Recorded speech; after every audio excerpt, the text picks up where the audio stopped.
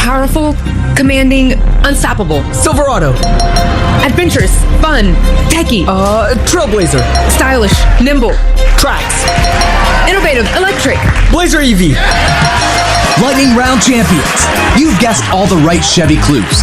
Wherever the year takes you, explore it together in the Chevy of your choice. Visit your Connecticut Chevy dealers. Many college football teams will have a new look and feel this season after taking advantage of the transfer portal. What if you could do the same when it comes to your banking? Dime Bank, a recognized leader in community banking, is welcoming new customers ready to make their own transfer to convenience, innovative products and services, greater access to local lending, and most importantly, a better overall banking experience. It's your bank, your choice, your dime. Dime Bank, community banking lives here. Member FDIC. Connecticut is Husky Nation. This is the UCONN Sports Network from Learfield. I moved to the U.S. at 19. I spoke no English and I struggled finding job opportunities. Everything I have, I owe to the Adult Literacy Center and getting my high school diploma at age 22. It was an honor helping you achieve your greatness. Now you're helping others achieve theirs. It inspires me. When you graduate, they graduate. Find free and supportive adult education centers near you at finishyourdiploma.org. Brought to you by Dollar General Literacy Foundation and the Ad Council. Adoption of teens from foster care is a topic not enough people know about, and we're here to change that. I'm April Dinwiddie, host of the new podcast, Navigating Adoption, presented by Adopt US Kids. Each episode brings you compelling real-life adoption stories told by the families that live them with commentary from experts. Visit adoptuskids.org/podcast or subscribe to Navigating Adoption, presented by Adopt US Kids. Brought to you by the U.S. Department of Health and Human Services Administration for Children and Families and the Ad Council.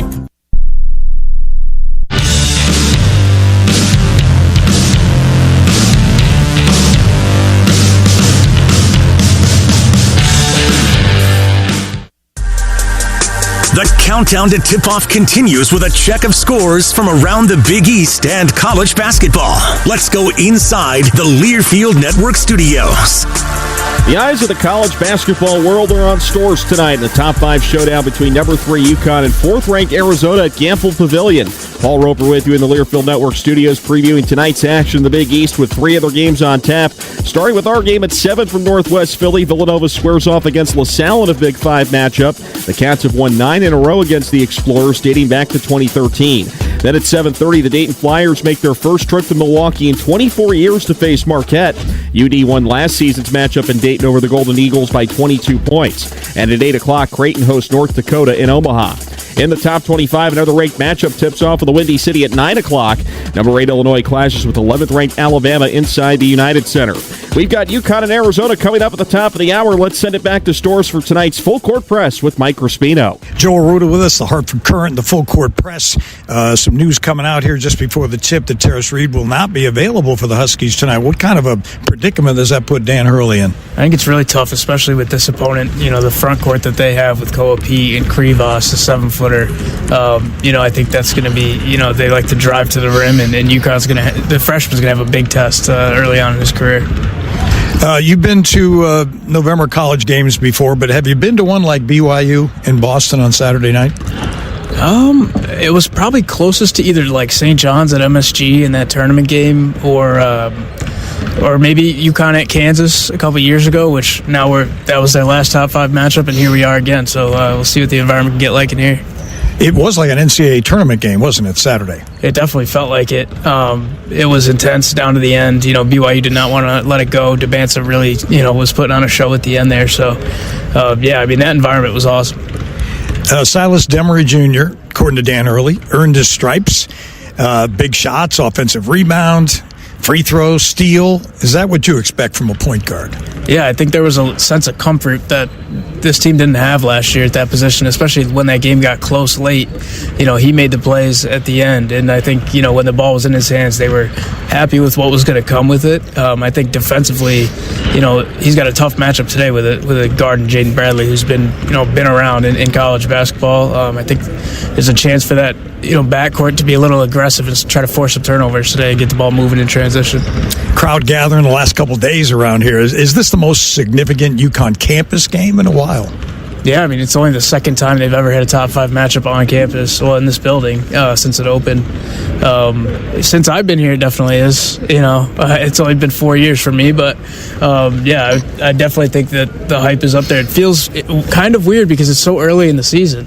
But Dan Hurley didn't want to wait for the big games. He scheduled them all early. As someone from Arizona wanted to know when they interviewed me, what is the better home court advantage, People's Bank Arena in Hartford or here at Gamble? I feel like it's got to be here just because everyone's on top of you and the student section's so much bigger, and I think it's louder in here. There's been some big games at Excel and People's Bank that's gotten really loud in there. But I think you can't really top being on campus in a smaller arena that's on top of you. Yeah. All right, which Wildcat intrigues you more as a fan? Krivas, the 7'2" center, or one of those fab freshmen, Koa Pete at 6'8", the forward who had 30 against Florida? Yeah, I think you got to go with Pete there, just to see what he did in that Florida game, just to open the season. There was no, waiting around. He got it. Big game immediately. He started to slow down a little bit, but I think he's still going to be a really tough matchup tonight for UConn. So I don't know if UConn fans will love him as much after this game. I'm sure they won't. All right, Joe, thanks. Appreciate it. Yep, thanks, Mike. That's Joe Arruda of the Hartford Current, back with more scouting report coming up with Wayne Norman as we continue our coverage from Brown Penderis and Scott of UConn basketball on Learfield. Is your retirement game plan a well-executed play or just a Hail Mary? I'm Eric Hogarth, certified financial planner at Johnson Brunetti. As the official wealth management sponsor of the UConn Huskies, we've helped over 7,000 families navigate and thrive in retirement. Level up your financial playbook by visiting johnsonbrunetti.com for free financial planning resources. Johnson Brunetti Retirement, your financial playmaker. Johnson Brunetti is a marketing name for the businesses of JV Capital and JN Financial. Investment advisory services offered through JV Capital, LLC. Insurance products offered through JN Financial, LLC. Are you traveling out of Bradley Airport and need a safe, reliable place to park your car? Trust your vehicle to Last Fly Off-Airport Parking, located on Route 75 in Windsor Locks. They have both valet and self-park options to fit any budget. Last Fly is open 24 hours a day and will get you to the airport on time every time. Join their loyalty program to earn points for free parking, and be sure to ask about their corporate discounts. Save 20% by pre-booking online at lazfly.com. Last Fly is the official parking company and a proud supporter of UConn athletics. We're back in 60 seconds after this from your local station. This is the UConn Sports Network from Learfield. My mom has taken up going to the park to practice yoga. My dad's going to a club, but not a book club, a salsa club. Finding new hobbies comes with age. My mom has started getting lost and not knowing where she's going. Becoming lost or disoriented doesn't. Confusion with time or place may be a sign of Alzheimer's. An early diagnosis can help improve the quality of life for your loved one. Learn the warning signs of Alzheimer's at 10signs.org. Brought to you by the Alzheimer's Association and the Ad Council. Man, I love my kids so much. I once sat for 3 hours in the cold rain to watch her soccer team lose by 18 goals. I love my kids so much, I once used a tube to suck snot out of her stuffed nose at 3 a.m. You win. Love your kids? Love them enough to make sure they're in the right car seat. From toddlers to tweens, visit nhtsa.gov/the right seat to find the right seat for their age and size. Keep them safe. Visit nhtsa.gov/the right seat. Brought to you by the National Highway Traffic Safety Administration and the Ad Council.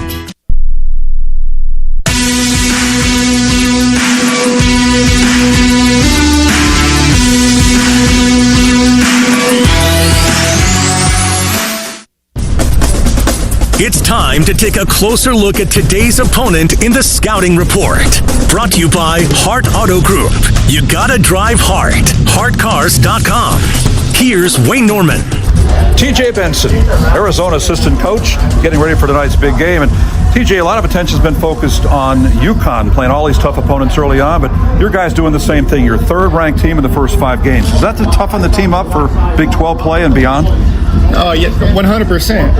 I think for us, that's kind of been the mindset, since we got to Arizona, and I know with Coach Lloyd, coming from Gonzaga with Coach Few, it was the same mindset over the years with their program, and as someone that actually plays a big part in scheduling these games, I was just talking to someone about it and how it all kind of came together with this series, and it's huge. I mean, when you can play these games non-conference, it helps when you win them. I know last last year was a little bit different for us in the non-conference, but I think it shows where your team's at and kind of really, allows you to kind of build some character and some togetherness at the end of the day.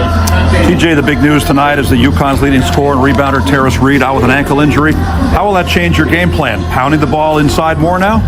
I don't think, hey, we're going to stay kind of true to who we are, which is playing inside out. Obviously, Reed's a heck of a player, and he's someone that we were game planning for. I mean, averaging 20 and 9. He's someone that definitely gets your attention and pops on the scouting report. But I think for us, it's going to be one of those things where we're really not going to change how we do things. We'll see how the flow of the game goes, but ultimately, at the end of the day, we're going to stick to kind of what we do. Speaking of your front line, Koa Pete, the big freshman, he's been as advertised, hasn't he? Yeah, no, Koa's obviously he's a stud.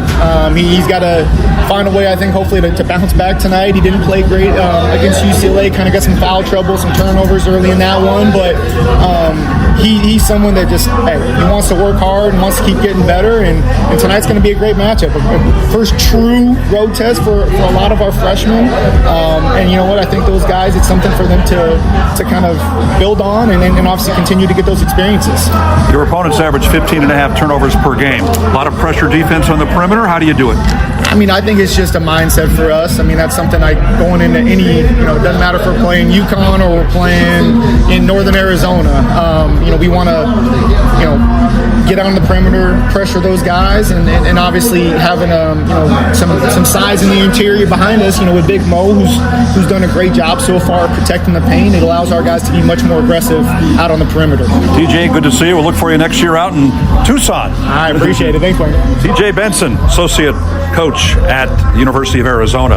Up next, the head coach of the Huskies, Dan Hurley, talks to Mike Crispino from Brown, Panderas, and Scott. This is UConn basketball on Learfield. At M&T Bank, we believe in making banking simple for our customers, like we did for Margarita, the CEO of Mas Panadas, a woman-owned empanada company.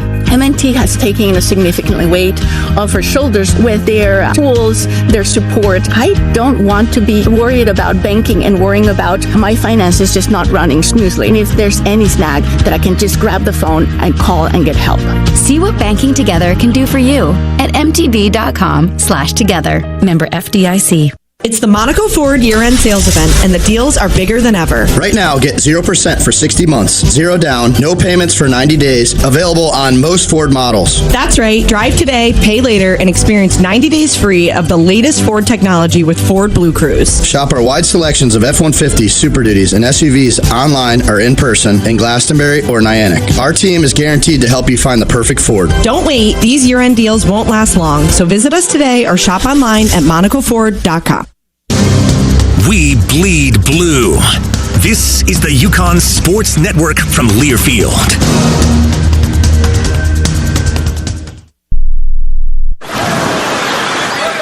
Hear that? That's the sound of your life. Perfectly imperfect. Beating in rhythm to the world you've created. But every time you drive after drinking, the music gets drowned out. Your life sounds pretty great. Don't let a buzz ruin it. Buzz driving is drunk driving. Don't drive buzzed. A message from NHTSA and the Ad Council. When you're high, you feel different. You think different, you talk different, you draw different, you listen to music different, but you probably knew that. Problem is, you also drive different, and not in a good way. That's why driving high is illegal everywhere. So if you're high, just don't drive. Feel different, you drive different. Brought to you by NHTSA and the Ad Council.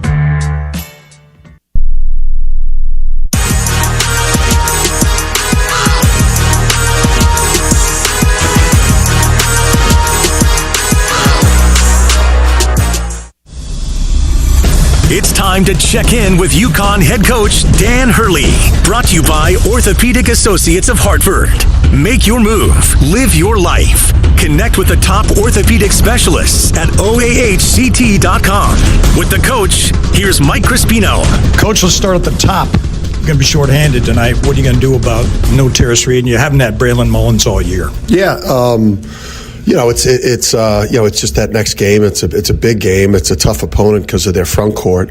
But we built this team this year to, I think, to be one of the deepest teams in the country with a lot of quality. So if there's anyone that could kind of withstand this, but obviously Eric Ryba, he's now in the deep end of the pool. With Dwayne Caroma back in the mix, and then a chance maybe to play some small ball and. But it's obviously not ideal, but hopefully these guys won't be out for a long time. All right, after what turned out to be a thriller at the Garden on Saturday, what'd you learn about this team that's 4-0 right now? That we could play high-end, high-level basketball that we haven't played probably since the 24 season. We've got to levels of play, and versus BYU, versus Columbia at times, versus UMass Lowell that we just weren't able to get to in terms of the quality, the defense, being effective from multiple positions. When we're healthy, we're a problem. But even not being healthy tonight, we got to find a way to kind of steal this one. The solo ball yet to hit his stride from the outside last year, over 41% from three. What have you been seeing with him in his shooting? Putting pressure on himself, overthinking it. But he also, too, I think the best thing is you're just waiting for the explosion. It's a numbers thing. A guy at his level of shooting, generally, it's going to end. And when it ends, he's going to go on a run. And hopefully that run starts tonight. When you start the scout on this team, Arizona, they got serious bench production, 31 a game, I think. What about Anthony Del Orso? That guy's he's pretty good. Yeah, he's a starter. He's going to play in the NBA. He's a big shooting guard, and Awaka's a stud. And Aristote hit 5 or 6 threes in a game. So they got firepower off the bench. We treat Del Orso like he's a starter. We treat Awaka like a starter. These guys are both going to bring different elements. They've got the two center system, and they give you different looks. So it's there's a reason why these guys were able to do what they've done, versus UCLA and Florida. Yeah, Walker. That was my next question. 19 career games with 10 or more rebounds. Yeah, he's a butt kicker. He's an undersized, butt kicker, and whether that's Ryba, or Dwayne Caroma, who's in the mix now tonight, and or AK, moving to the 5, or Jalen Stewart, potentially in that matchup. Like, keeping him off the glass is priority, number one when he's in a game. Yeah, their backcourt, Jaden Bradley, were number 0, 16 points, 4 assists, 63% from the field. He must get to the rim some. Yeah, he gets to the rim a lot. He's big. He's big. He's athletic. He's a veteran, a true vet. We coached against him at the PK 85 when he was at Alabama. He's a true veteran. That's a big matchup here. With the situation we have at center, versus their centers, we've got to try to win all the matchups on the perimeter. In their front court freshman, Koa Pete, they got some good freshmen. 16 points, 5 rebounds, 3 assists, so he can move the ball too. Yeah, big, an old school, Mark Aguirre, from back in the day, just a physical brute. He's a man in the paint. He's all over the offensive glass. If you make a mistake in the ball screen game, he's going to be hanging on the rim. He's got the pedigree. He's obviously a one and done lottery pick. Yeah, you bring back members for the Knicks fans, by the way, with Mark Aguirre. All 5 starters, the last question. All 5 starters, average at least 2 assists. What does that say about them as a team? They're well coached. Tommy does a great job. They're contenders this year, and to beat them, tonight, we're going to have to, it's going to have to be a Herculean effort from the group, to pull this one out. All right, being an underdog at home, that doesn't bother you, does it? Are we? I don't. Well, now you don't have Tarris Reed. Yeah. I didn't know if you were talking about we shouldn't talk about Vegas, but exactly. There's saving grace here. Home crowd can't win the game for you, but hopefully there's a little magic in the building tonight. Yeah, I think there will be. Coach, thanks. Thanks. All right, Stan Hurley back with the starting lineups and the opening tip. In a moment, UConn hosts Arizona from Brown, Panderas, and Scott on Learfield. UConn fans, when it comes to sports injuries, do you know where the Huskies go? UConn Health. Connecticut's only public academic medical center. Our doctors advance research and train future generations of healthcare experts. All while offering the latest injury prevention, treatment, and performance improvement. UCONN Health. We're delivering care that changes the game for athletes and for everyone. Learn more at uconnhealth.org. Fight on, Connecticut. This is the UConn Sports Network from Learfield.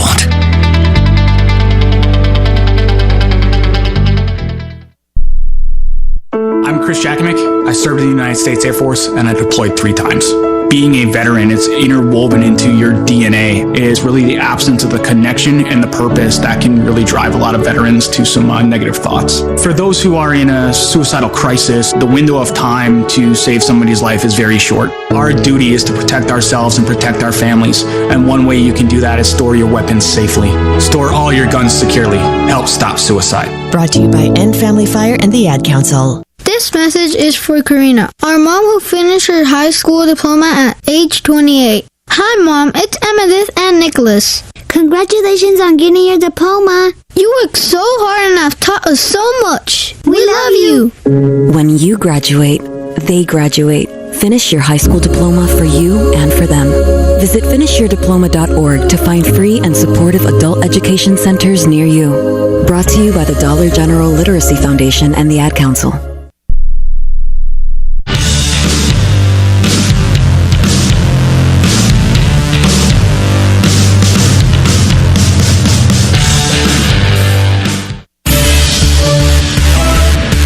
Home of the 6-time national champions. This is UConn Huskies men's basketball. Kicks in the far corner, Stewart again.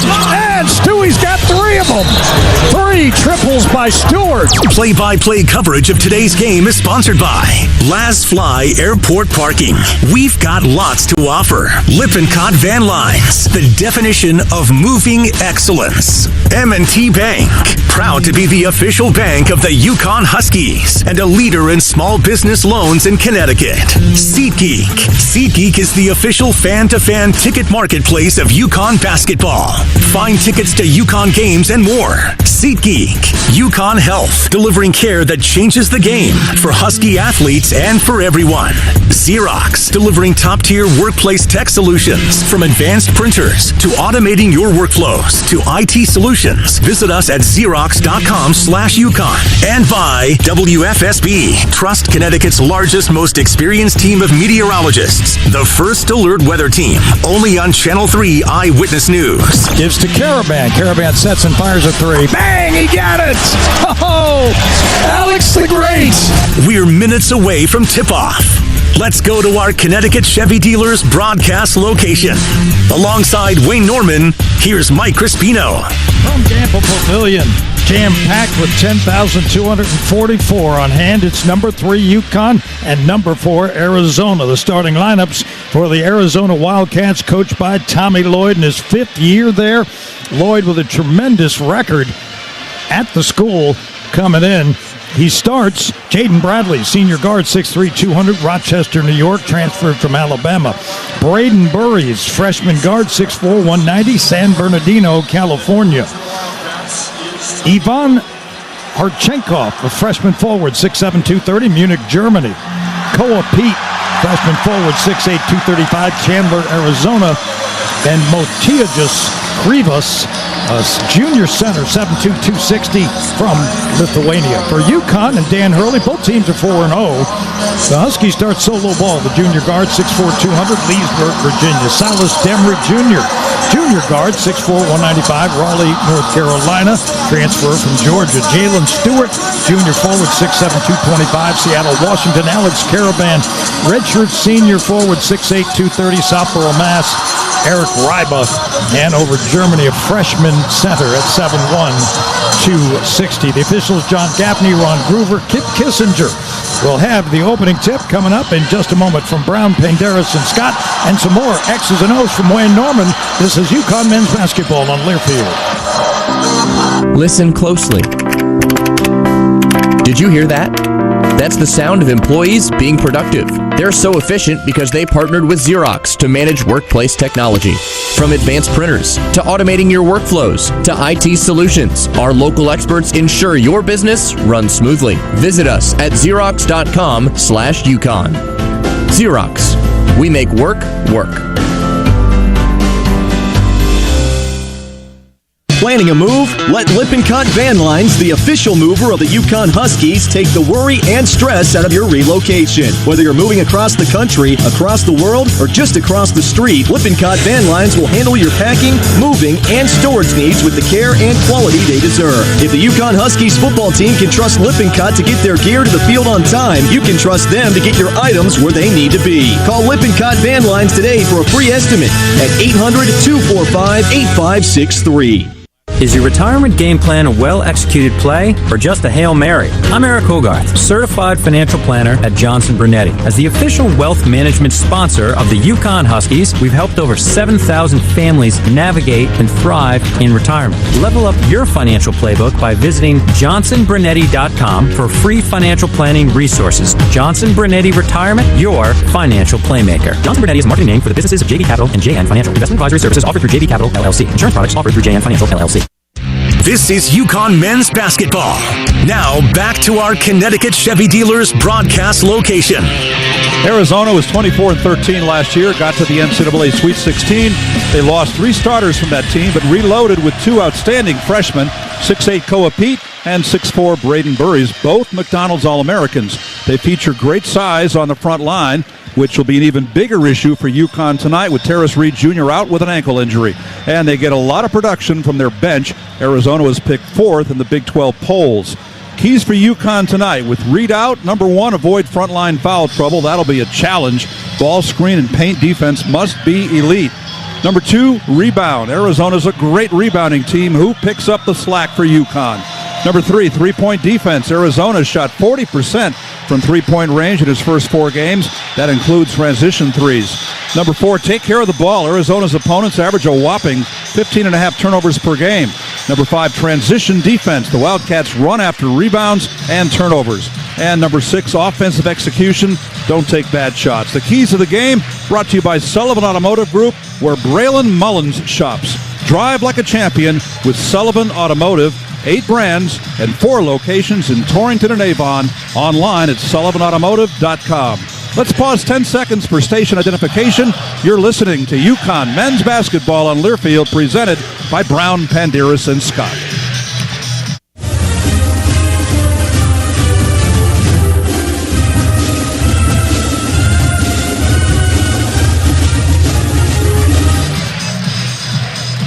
Our opening tap for tonight's game, sponsored by Trantolo & Trantolo, Connecticut's personal injury law firm. Kip Kissinger will toss it up to start this one. John Gaffney, Ron Groover, 2 very experienced officials on hand. Here at Gamble Pavilion, UConn in their home whites with UConn across their chest in blue and red. Arizona in their road blue, trimmed in red. Both teams with their names across the back. It'll be Krivas, the center, the 7'2" center, to jump against Eric Rybo. UConn goes right to left, shoots at the basket where the Arizona bench is. And this place is wired. UConn will need that 6th-man benefit tonight with Tarris Reed Jr. out. It's a whiteout. I would say 95% of the people in this full house tonight are wearing some form of white, many with a shirt or sweatshirt with a UConn logo on it. As it should be. Both teams 4-0. UConn with a win over BYU, the 7th best team in the country. Arizona with a win over the defending national champions, Florida, in which they scored over 90 points to get that done, and then beat UCLA, the 15th ranked team in the country, in a low-scoring game, 69-65. They had to come from behind to do that. They were down 10 points, late 8 points, but an 11-2 run put them on top on Friday night. Rybo wins the tip, and they hand it back to Silas Demery. Demery on the right sideline to solo ball. Up front to Caravan. Ball takes a little handoff, dribbles to his left, gives to Demery. Rybo at the high post left outside the arc to Demery. He's on the right wing. Now skips it over to Caravan, who drives it inside, floats it up, missed the shot, and it is rebounded by the big center, Krivas. And quickly ahead to Jaden Bradley. Krivas works the right wing. Driving inside. Korchenkov gives to Rivas, who's trying to overpower Stewart. Can't do it. Has to kick it back outside to Korchenkov. He has it between the rings. Starts right. Straightaway jumper is up. No good off the right rim. And rebounded by Alex Karaban. Outlets to Demery. Front court left on the right sideline. Demery up the high screen of Rivas. Spins left. Goes to the floater. Puts it up the back rim. No good. Rebounded by Arizona. Long rebound. And they hand it over to Braden Burries. Huskies got 2 good shots, 0 for 2. Now on the left side, it's Bradley to the basket. Fade away in the paint is good from 8 feet away. And Arizona's on the board, 2-0. Demery quickly to the front court left. He hands off to Solo Ball. Ball being checked by Bradley. Kicks it on the left sideline to Demery. Demery up the high screen of Stewart. Between the rings right, gives to Ball into the paint. Floater by Ball, rims in and out. And the Huskies 0 for 3, rebounded by Bradley. Quickly to the front court he comes. Pulls up top of the key. They work the perimeter. Burries drives right, guarded by Demery. Now in the near corner is Korchenkov. They try to alley-oop it down over to Pete, and he's able to catch and lay it in with a left hand. And Arizona leads 4-0. So the Wildcats keeping the Husky crowd quiet. Demery in the front court. On the left sideline in front of Tommy Lloyd, the Arizona coach. He's won 116 games, lost only 33 in his first 4 years there. Here's Ryba on a high post give to Demery. He floats it up to Ryba. Oh, Ryba laid it in, and he got undercut and fouled. Oh, what a play by the big man. That was kind of a dirty play by the Arizona defender because Ryba was off his feet, and he hip checked him while he was up there. That's dangerous. And they might review this. Silas Demery with the assist on that entry pass to Ryba. He's had 16 assists, only 2 turnovers in the last 2 games. Yeah, they're going to look that over. I think that is endangering a player. When he's up off the floor, helpless, you do not hip check him. Brandon Burries, who committed the foul, the 6'4" freshman guard from San Bernardino, a McDonald's All-American. That looked for a second as if Demery might try to drive the lane and put the shot up, but he saw his big man, 7'2" Ryba, cutting in from the left, and he made the high lob pass, and 7'2" Ryba, actually 7'1" Ryba, able to get good position on the 6'4" Burries. I think UConn can do that with Ryba. They've done it in the past couple seasons with Samson Johnson, Donovan Klingon, that little alley-oop when the offensive guard gets into the paint. You float it up there near the rim, and those big guys can throw it down time after time. And it is a flagrant foul. UConn gets the ball as well. I noticed defensively the other end, they've got Ryba matched up against the 7'2" center Krivas. And when they got a touch to Krivas, they dropped Jalen Stewart down low, almost like a big-to-big double. And Krivas kicked it back out after that double. So they'll have free throws, and then they'll have possession. So this, who knows, this could turn out to be a 7-point play. Make the free throws, already have the basket, and then get the ball again. Goes down as a turnover for Arizona, possession they lost. So 4-point play could tie the game. All right, Ryba on the line, it's short. He hasn't been on the line much this year, just 1 of 3 for the big freshman. And Alex Karaban sends him back out there to shoot it again. So now we get the free throws for the flagrant, and Ryba makes that one. So 1 of 2. UConn trails 4-3. And they get the ball back. So Demery to our left on the baseline near the Arizona bench will inbound. John Gaffney explained that call to Coach Lloyd of Arizona. Demery looks to get it in, having some trouble, and gets it into Stewart on the left sideline in front of the Arizona bench. Stewart isolated for the moment, try to beat his man off the dribble, drives inside, fade away, no good, back rim, and it's rebounded by Krivas. And already Krivas is making his presence known on the boards. And now a foul down below. I believe it's on Alex Karaban, who is defending Koa Pete. And you want to see that. In the opening 3 minutes, Alex has a personal foul. Well, he'll probably get some time defending the 5. He's done that a lot during his UConn career. I thought UConn's first 4 shots were good. That last Stewart shot was not a good look. All right, here is Pete on the baseline with a jumper from 15, missed off the back rim. Or Burries, rather. Rebounded by the Huskies. Quickly to the front court. Demery into the paint. Holds. Looks for help. Now kicks it out to Ball. Ball, long 3. Down he goes, and he's fouled. Braden Burries now has 2 fouls as Solo Ball does what he does. He can draw contact from behind the arc almost every game, at least once. He had one play a couple of weeks ago where back-to-back plays he was fouled on 3s, went 6 for 6 from the foul line, a la Jordan Hawkins. All right, so Ball goes to the line here. He'll get 3. First one, rolls in.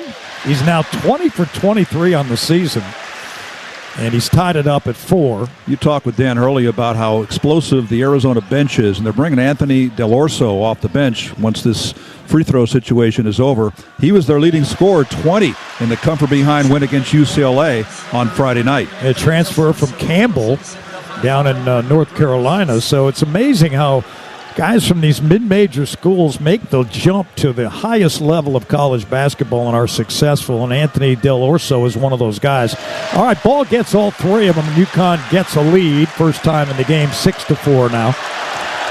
Jaden Bradley across the timeline, left to right. Right sideline, handoff.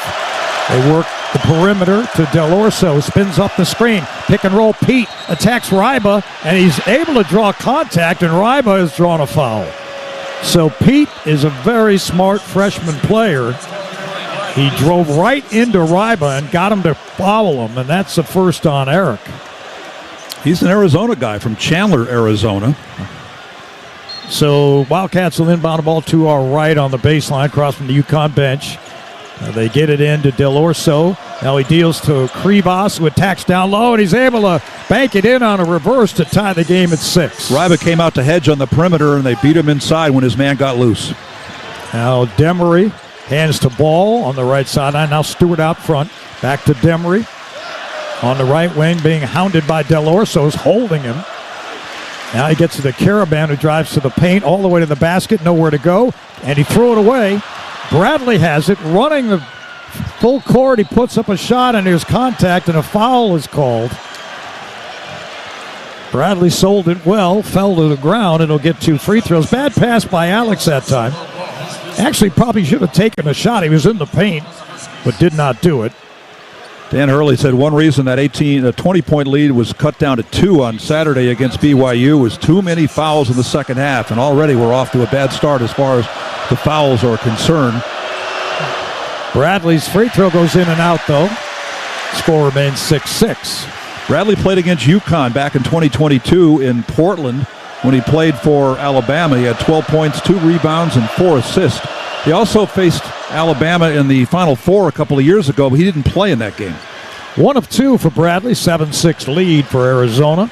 16.5 to go in the first. Mike Crispino, Wayne Norman, Alex Green, our engineer here at Gamble. About 10 rows up from the floor. Here's Ball in the corner for 3. Off the side rim, no good. Rebounded by Pete. He runs to the front court, tries to create contact, and then puts him a floater in the paint and did not get it to go. Ryba got the rebound. Ahead to Demery, front court left on the left sideline. To Caravan, puts it on the floor. He attacks Krivas and banks it up, no good. Rebounded by Pete. Outlet Del Orso, left to right he comes. Right sideline, nearly had it stolen by Demery. Kicks it out front to Krivas, and now it's Bradley who wheels around to the left. He's straight on the basket, outside the arc, guarded by Ball. A high screen from Pete. They go pick and roll. Bradley into the paint, puts a fadeaway up, tough shot, it's short. Krivas tracks it down. He tries to work on Ryba in the paint. Bang, bang, bang with an elbow and puts a jump hook up. Might have got away with an elbow that time. Jalen Stewart slow on the double team. Arizona 9-6. I don't know if you want to double team him all the time, though. There's so many good shooters out there for Arizona. Here's Demery out near the timeline, front court left. Gets a screen from Ryba up high. Now throws up a jumper, a long one. In and out. 3-ball, rebounded by Bradley. He runs to the front court quickly. And a drive on the baseline by Del Orso. Pounds it in, posting up. Can't get a shot off. Now back out to Del Orso for three. No good rebound, Stewart. Outlet to Demery. Demery left sideline. Off the high screen, starts right with a right-hand dribble. Puts up a floater, and it's good. About 8 feet away on the right side of the lane, and Demery gets UConn back within 1, 9-8. Both teams looking to drive the paint, even though they've missed some open threes, including Ball, but that time Demery able to go down the right side of the lane. And the associate head coach for Arizona told you in the pregame they like to play inside out. They'll try to get somebody down low and then kick it out, and here it is. There's a three-pointer, no good. Back rim, and batted around. It ends up in Arizona's hands. Another three, and that one's good. So they're able to keep the ball alive, and they get a three from Ivan Karchenkov, who has only made 2 on the season. He was 2 of 8 before that one. UConn trails 12-8, 6 minutes gone by here in the first. Out front, Demery, front court left. Del Orso's got his hands all over him. Demery in the paint, kicks it to Ryba for three, no good. And rebounded by Pete. And Demery ties them up. And they're still tied up, and they're not letting it go. And now the officials have to step in. And Demery wants the crowd to get into it, and they are. And we have a timeout. 13:47 to go. Tommy Lloyd is upset, talking to John Gaffney about that last play, jump ball. Husky Hoops brought to you in part by UConn Health. We're delivering care that changes the game for Husky athletes and everyone. Arizona with a 4-point lead here, 12-8, 13:47 to go in the half. From Brown Paint Harris and Scott, this is UConn men's basketball on Learfield. Welcome to the Chevy Lightning Round. Guess the clues to win. First team, you're up. Powerful, commanding, unstoppable. Silverado. Adventurous, fun, techie. Trailblazer. Stylish, nimble. Tracks. Innovative, electric. Blazer EV. Lightning Round champions. You've guessed all the right Chevy clues.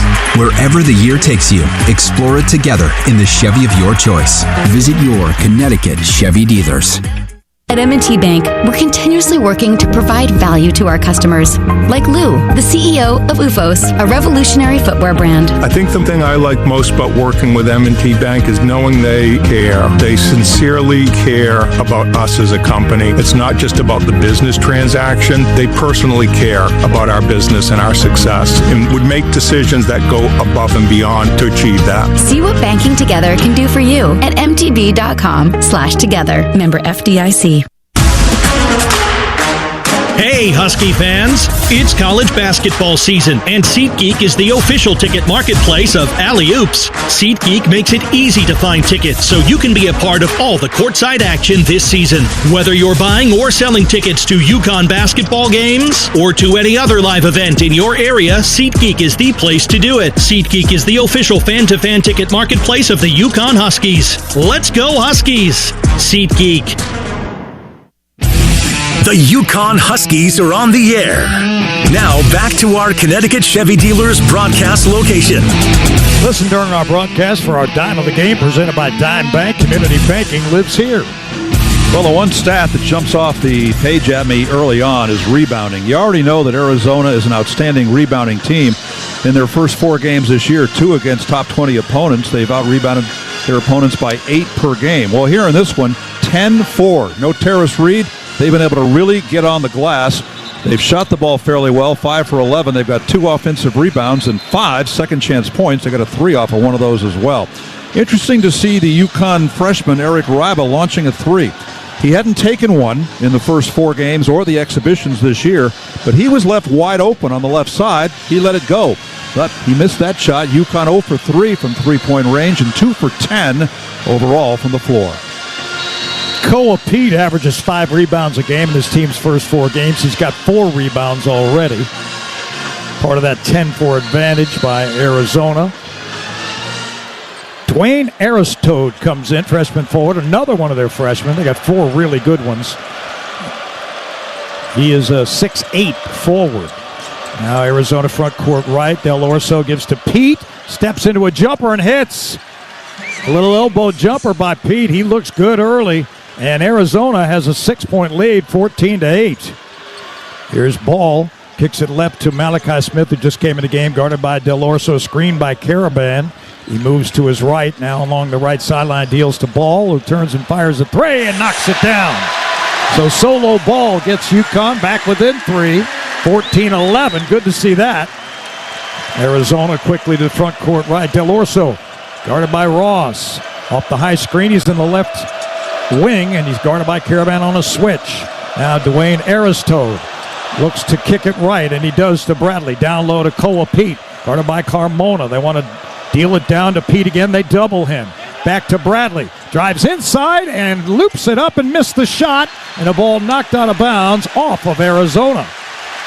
So Bradley drove it to the basket and missed a layup, and UConn comes up with the basketball. For UConn, Dwayne Caroma, who transferred in from Lemoyne, he hasn't had too many defensive assignments going against a guy as good as Koa Pete, but that time he won the battle. All right, Malachi Smith, front court left, on the right sideline to Jaden Ross. Ross out front to Carmona. They're not going to guard him. His man is in the paint. Here's the switch. Ball, 16-footer straight away. Good! And Solo Ball has hit 2 in a row. UConn within 1, 14-13. Ball's got 8. Arizona front court left. It's Bradley to Pete along the left baseline. Trying to overpower Caravan. Spins, ducks, puts it up, hit the side of the backboard. It's loose. Ross has it. He runs to the front court left and hands it over to Ball. Going to try another one. Oh, in and out. And the ball out of bounds. They say it's off UConn. I don't know. What do we have here? Caravan. Oh, they're calling a foul on Caravan. Well, that's big. If that's a foul, that's his second. And that was questionable, I got to say. Timeout on the floor. Under 12 minutes, 11:55 to go. Alex with 2. UConn men's basketball brought to you by JT Gamo, Hartford, and JTGamo.com. Connecticut's #1 place for tux rentals, custom fit suits, and men's fashion. So UConn trails here by 1, 14-13 in the first half against Arizona, 8 minutes in. From Brown Paint Darris and Scott, this is UConn men's basketball on Learfield. Many college football teams will have a new look and feel this season after taking advantage of the transfer portal. What if you could do the same when it comes to your banking? Dime Bank, a recognized leader in community banking, is welcoming new customers ready to make their own transfer to convenience, innovative products and services, greater access to local lending, and most importantly, a better overall banking experience. It's your bank, your choice, your dime. Dime Bank, community banking lives here. Member FDIC. The exclusive home of the Huskies. This is the UConn Sports Network from Learfield. You said you'd never buy your kid candy from the checkout aisle. Or forget extra diapers. You'd never lick your thumb to clean their face. Never, ever become a minivan mom. So when you say you'd never leave your child in a hot car, no, it can happen. Cars get hot fast, and kids can be at risk in temperatures as low as 60 degrees Fahrenheit. Never happens. Before you leave the car, always stop, look, lock. Brought to you by NHTSA and the Ad Council. We asked parents who adopted teens to share their journey. We just kind of knew from the beginning that we were family. They showcased a sense of love that I never had before. I mean, he's not only my parent, he's like my best friend. At the end of the day, it's all been worth it. I wouldn't change a thing about our lives. Learn about adopting a teen from foster care. Visit adoptuskids.org to learn more. Brought to you by Adopt US Kids, the U.S. Department of Health and Human Services, and the Ad Council.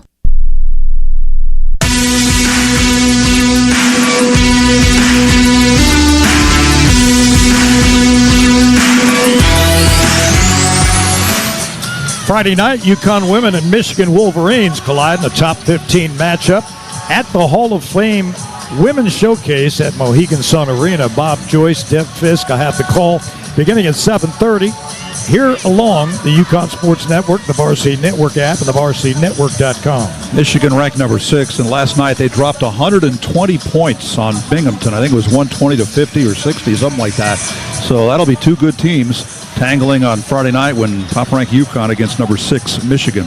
Alex Caravan goes to the bench with a second personal foul. One thing throughout Alex's career, he's been managing to avoid foul trouble much of the time, and that includes times he's got to play a 5. He's got to play the center position, but that means UConn down Tarris Reed and also Alex Caravan. Reed out day-to-day with an ankle sprain, probably suffered on that hard fall that he took late in the BYU game on Saturday.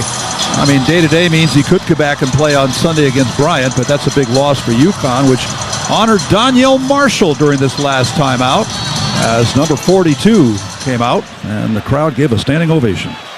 They also list Braylon Mullins as day-to-day. That could mean he plays against Bryant. That would be a big boost. Huskies would get some offense. Here's Arizona. Pete, the front court right, out front to Del Orso. Stop and go move. He tries to go by Ross, and he does, but he missed a layup. And a loose ball foul has been called on Arizona.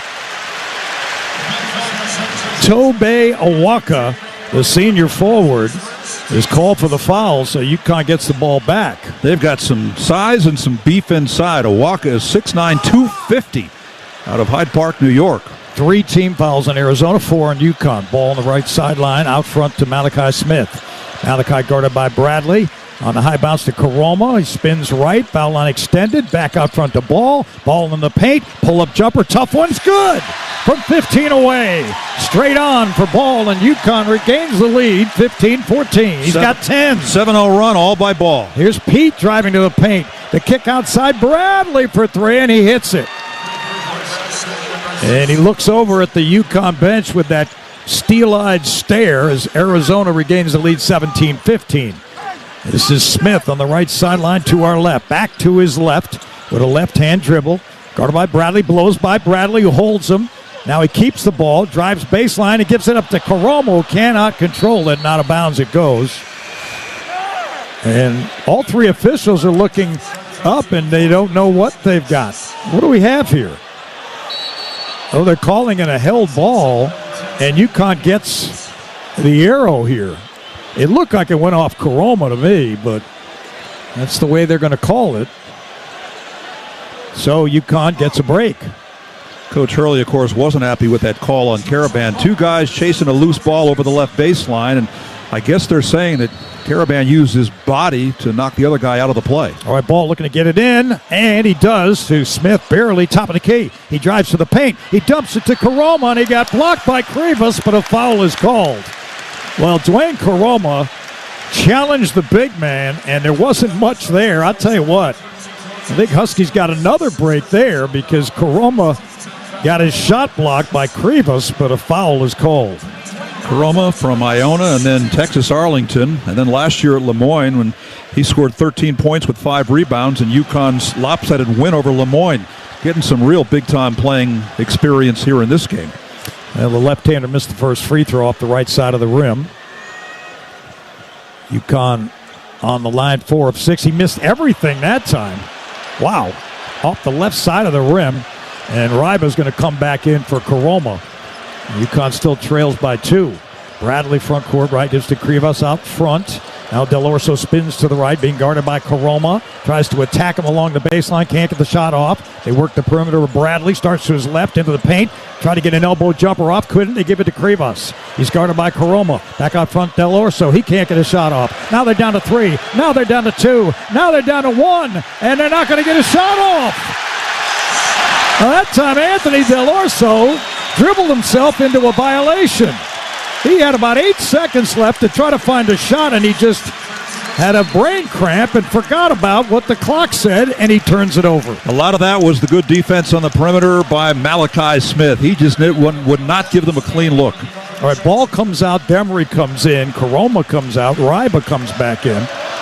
So it will be Stewart, Smith, Ryba, Demery, and Jaden Ross. Caravan on the bench with 2 fouls. 2-point Arizona lead. Malachi Smith on the right sideline. Back out front to Demery. Demery off the high screen of Ryba. Gives it back to Ryba. High post. They're not guarding him out there. Hands to Malachi Smith into the paint. Floats it up and missed it.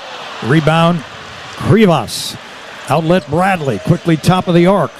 Kicks it down low. Steal by Stewart. Nice play. It's in the hands of Ross. Jaden deals to Stewart. They get it back to Demery. In the corner, Ross for 3. Back rim no good. And Arizona comes up with a rebound.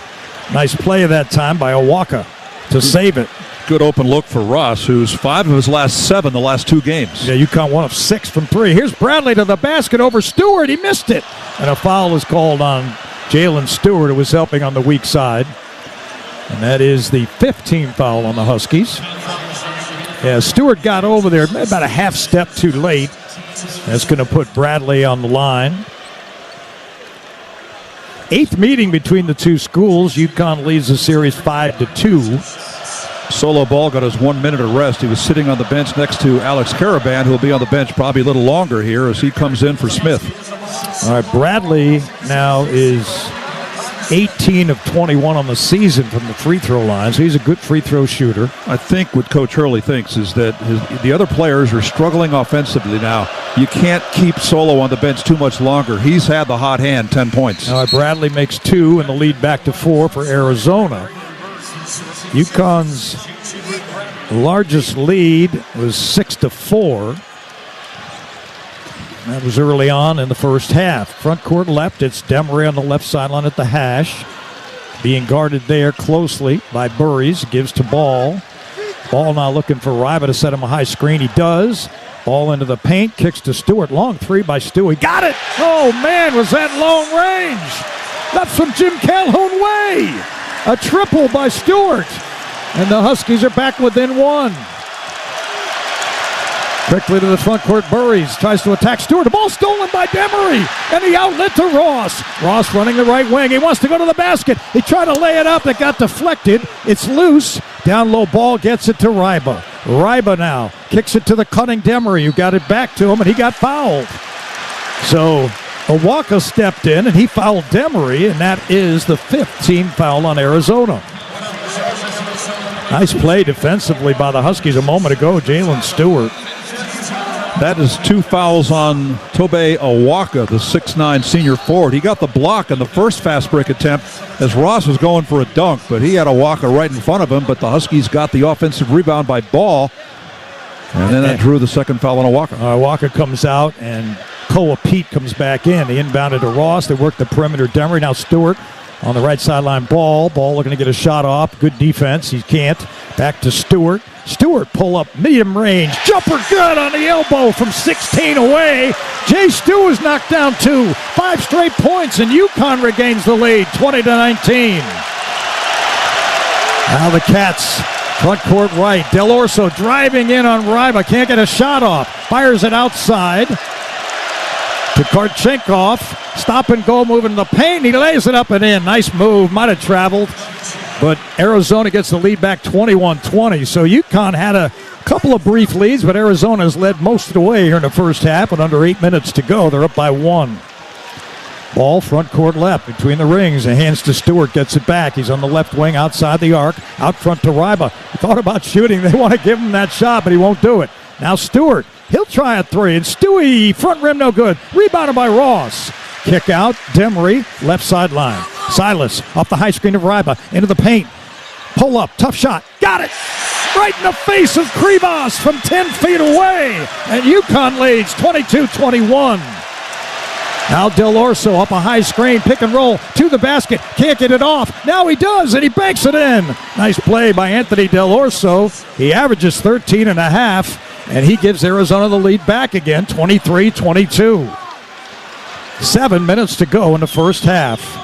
All right, Demery on the left sideline at the hash. Starts right, guarded by Burries. Keeps a right-hand dribble.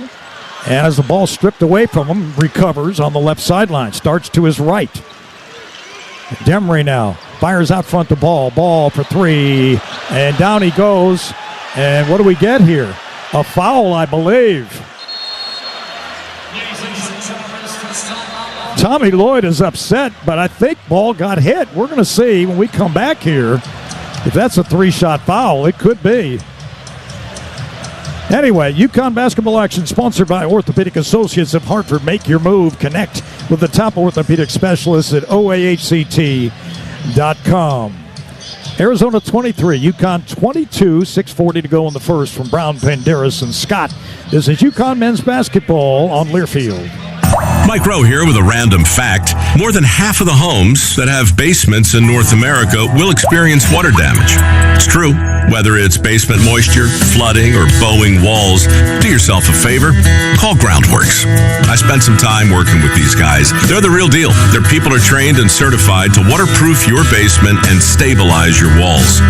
Groundworks, preferred foundation repair company of UConn Athletics. Licensed in all states where work is performed. See website for details. Are you traveling out of Bradley Airport and need a safe, reliable place to park your car? Trust your vehicle to Last Fly Off-Airport Parking, located on Route 75 in Windsor Locks. They have both valet and self-park options to fit any budget. Last Fly is open 24 hours a day and will get you to the airport on time every time. Join their loyalty program to earn points for free parking, and be sure to ask about their corporate discounts. Save 20% by pre-booking online at lazfly.com. Last Fly is the official parking company and a proud supporter of UConn Athletics. It's the Monaco Ford year-end sales event, and the deals are bigger than ever. Right now, get 0% for 60 months, 0 down, no payments for 90 days, available on most Ford models. That's right. Drive today, pay later, and experience 90 days free of the latest Ford technology with Ford Blue Cruise. Shop our wide selections of F-150s, Super Duties, and SUVs online or in person in Glastonbury or Niantic. Our team is guaranteed to help you find the perfect Ford. Don't wait. These year-end deals won't last long, so visit us today or shop online at monacoford.com. Play-by-play coverage of UConn men's basketball rolls on. Now, let's go back to our Connecticut Chevy dealers broadcast location. Covered Dean Cabinetry, trusted for 25 years. Stock, custom, and semi-custom kitchens built for your budget. Scheduled today at deancabinetry.com, a proud local sponsor of the UConn Sports Network. 1-point lead for Arizona. They've led most of the way. UConn's gotten a good effort here by Jalen Stewart. He got 5 points. He scored them all in a row in his 11 minutes of play. So Arizona, though, has bounced back with 3 straight field goals. I think of this series, and there's been some tremendous games, and probably number one on the list has to be the Elite Eight game in 2011. UConn 65, Arizona 63. Sean Miller was the coach of Arizona back then. He went on to coach, of course, at Xavier. Now he is at Texas, but Kemba Walker had 20 points in that game. Arizona missed 2 3-pointers, 2 open 3-pointers in the final couple of seconds. If one of those goes in, there's no Kemba Walker national championship in 2011. But the Huskies won that game. Freshman Jeremy Lamb had 19, including 6 big points late as Arizona goes down to UConn. We'll talk about some of the other great games in this series, including a court storming here at Gamble back in 2000. Solo Ball with 10 points for the Huskies, who have only 1 turnover so far against an Arizona team that averages its opponents turning it over 15.5 times a game. That's a win for UConn. We talked earlier about the rebounding edge for Arizona. Since that time, it's been 5-5. The overall rebounding edge is now 15-9 in favor of the Wildcats. All right, Dan Hurley now playing a little roulette here as he brings Caravan in with 6:40 to go in the half. Del Orso, front court right, left-hand dribble, working on Demery. Fade away, tough shot, rims in and out, batted around, and off of, let's see, who is it? They say it's off UConn, off of Stewart. Well, the officials got a little help that time from Korchenkov. Credit the Huskies with Caravan on the bench when he got a second personal foul. Since that time until now when he came back in, 9-9. All right, they inbound the ball to Pete on the right sideline. He hands it off to Burries. He's guarded by Ball off the high screen of Pete. Pick and roll. Pete drives to the basket, trying to bank it in. He missed it, and a foul has been called on UConn, I believe. Krivas was over the back of the UConn defensive rebounder, but he got away with it, and a foul is called. So that's what he does really well. He attacks the glass. Got 13 offensive rebounds coming into this game. Silas Demery gets his first personal foul. In the first 4 games, Krivas with 13 offensive rebounds. Now the right-hander with the yellow shoes goes to the line. And 4 for 4 from the line. They're calling it a shot, and a free throw short. Front rim no good. Bradley comes back in as Burries comes out. Boy, if these freshmen stick around, Arizona's going to have a good team in the Big 12 for a while. I got a feeling you're not be seeing Pete next year. Yeah. Not at the college level, anyway. That's usually what happens with Arizona. They got 14 guys in the NBA right now. The second free throw, Krivas, is good. Arizona by 2, 24-22. 6:10 left in the first half. Demery across the timeline gives to Caravan. Caravan yet to score in the game, 0 for 2. Here's Ryba out front to Demery on the left wing, down low to Caravan, is deflected out of bounds by Krivas. And boy, he's a big boy. 7'2", very, very active, agile. We mentioned Demery with 16 assists, 2 turnovers the last 2 games. That was a sloppy pass. Not a good pass on the left baseline, but knocked out of bounds by Arizona, so the Huskies retain possession. All right. Demery will inbound the ball in front of the Arizona bench to our left. Demery, the MVP of that game on Saturday in Boston. They get it into Caravan on the near corner. Caravan back up front to Ryba. Thought about shooting it. And now he hands to Demery, who spins into the paint. Floater goes up, in and out. Tapped around, out of bounds, and it's off of Arizona, they say. So UConn attacking the rim, Stewart and Ryba. And the ball in UConn's possession, 20 seconds to shoot, 5:49 to go in the first. Huskies lead, trailing by 2, 24-22. All right, Demery looks to inbound the ball, and he is having his troubles. And he gets it into Ryba, and it's taken away by Del Orso. Ryba saves it to Demery on the far sideline.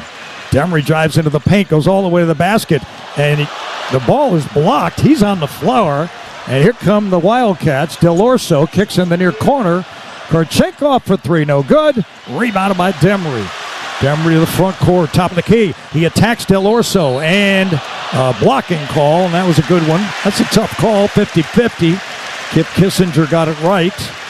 Is on the move, Demery, and that is Arizona's 6th team foul. First time UConn has seen Kip Kissinger since he refereed the first UConn NCAA tournament game last year against Oklahoma. All right, Demery to inbound the ball to our left. Krivas is hassling him. He's looking to get it in. And he gets it into Ryba. Ryba puts it up and made it. A little left-hander off the glass. Soft touch from the big man. And UConn is even at 24 apiece. No Tarris Reed tonight. No Braylon Mullins. UConn trying to pull a rabbit out of a hat at home. Let's see if they can do it. And Ball is called for a foul. So he tried to make a steal. Bradley flops down. That'll be 2 on Solo. You have to call that foul because Ball would have been off to the races in a fast break dunk. So what the officials' mindset is, how did the ball come loose? It came loose because Ball fouled his man. Last time out, they showed that Joe Fignano was in the house, the quarterback of the bowl-bound UConn Huskies, whose head coach, Jim Mora, turned 64 years old today.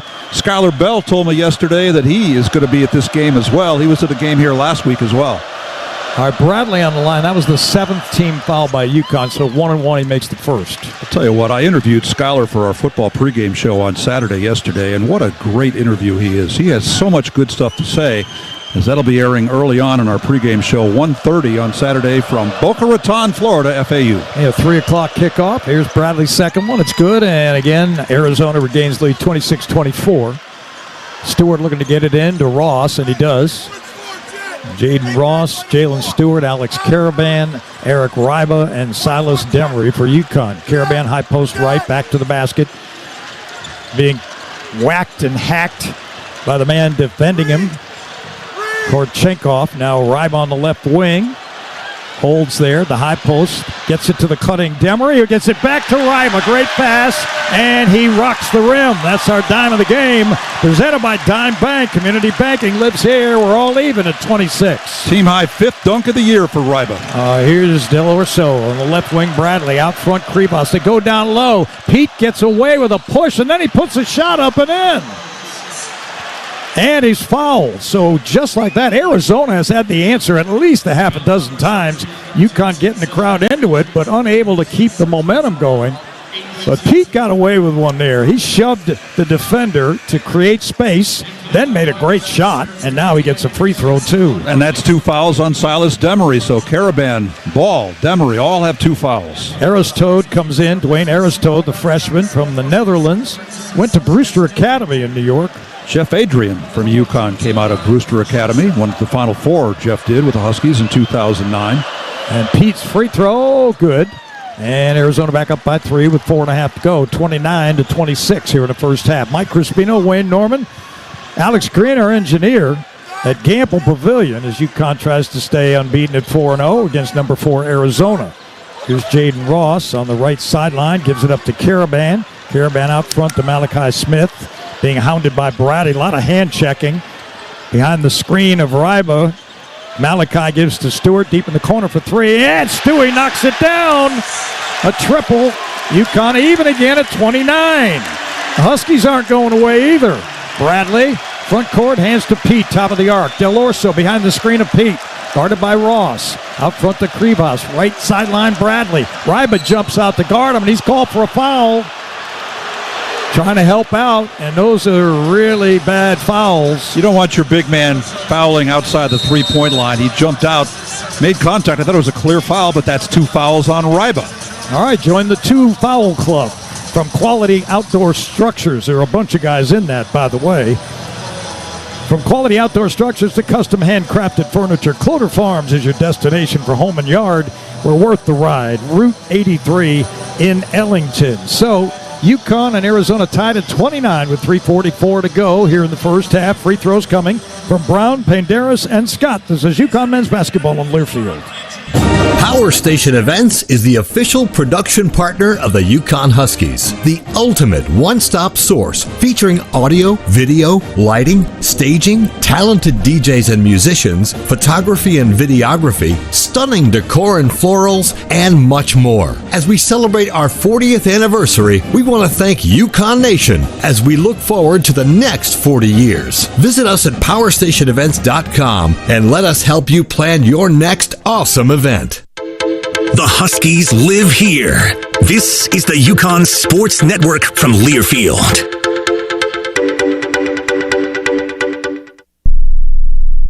My mom has decided to learn to paint, and she's good. My dad's now into creative cuisine, and I've already put on 6 pounds. Learning new things comes with age. My mom? She started forgetting my name and what we're talking about. Forgetting well-known things doesn't. Memory loss may be a sign of Alzheimer's disease. Early detection gives you and your loved one time to plan for the future. Learn the warning signs of Alzheimer's at 10signs.org. Brought to you by the Alzheimer's Association and the Ad Council. When I smoke weed, I get lost in the music. I like to isolate each instrument. The rhythmic bass, the harmonies on the piano, the sticky melody. Careful, babe. There's someone crossing the street. Sorry, I didn't see him there. If you feel different, you drive different. Don't drive high. It's dangerous and illegal everywhere. A message from NHTSA and the Ad Council.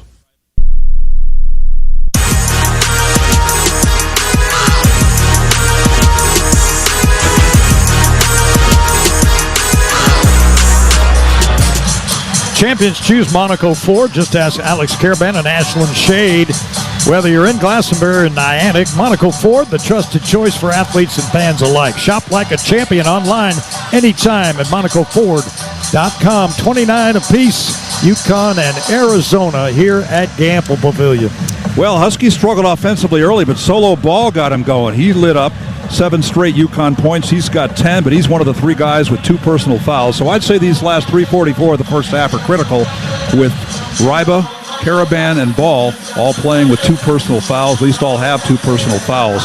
It was Gamble Pavilion on December 9th, 2000, when 13th-ranked UConn beat number 5 Arizona 71-69 as Tony Robertson took a shot from the right side of the lane with a tie game and time running out. It got blocked by Lauren Woods, but they called it goaltending, although the replay clearly shows it probably was not goaltending. And that was the first time they've ever stormed the court here at Gamble Pavilion. They later did it when UConn brought down top-ranked Texas a couple of years later. Caron Butler had 16 points in that game, Tony Robertson 14, as UConn ended up winning that game 71-69. Bradley on the line. He's 5 of 6 on the night. The team 7 of 9. First one is good.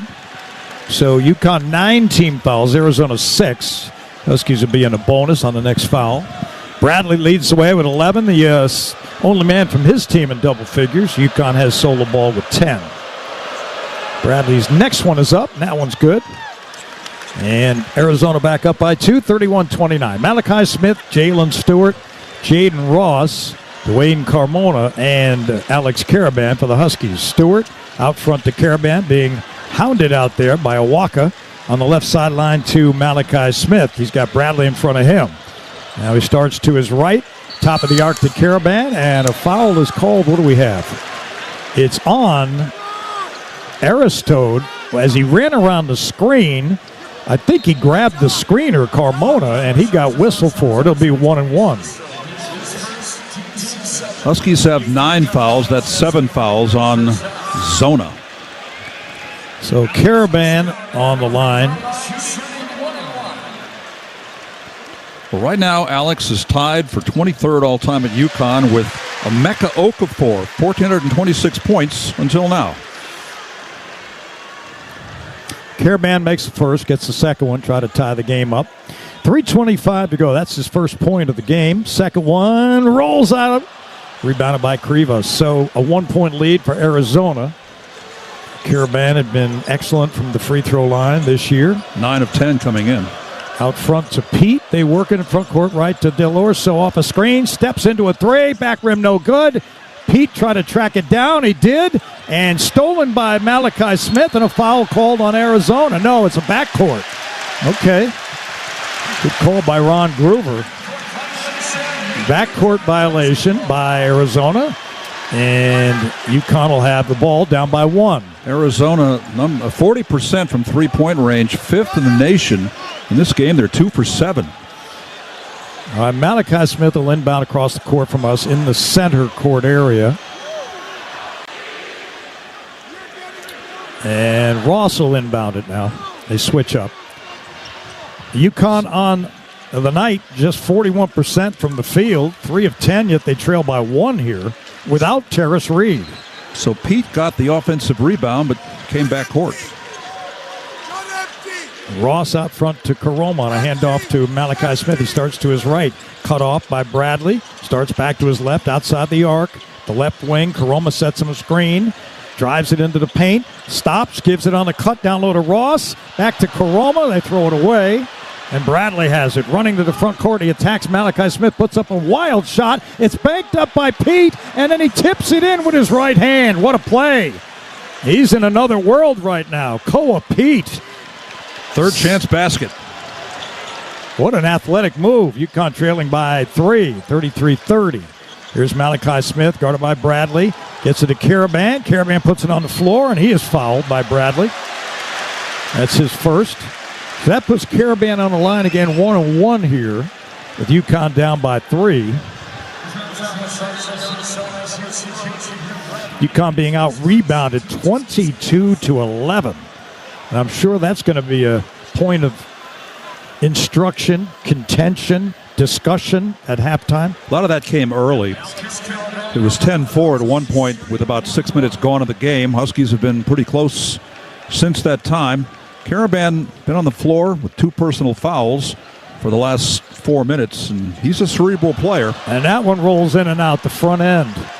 So UConn still down by 3 with 2:15 to go in the first. So Alex has missed 2 in a row. After missing 1 all year.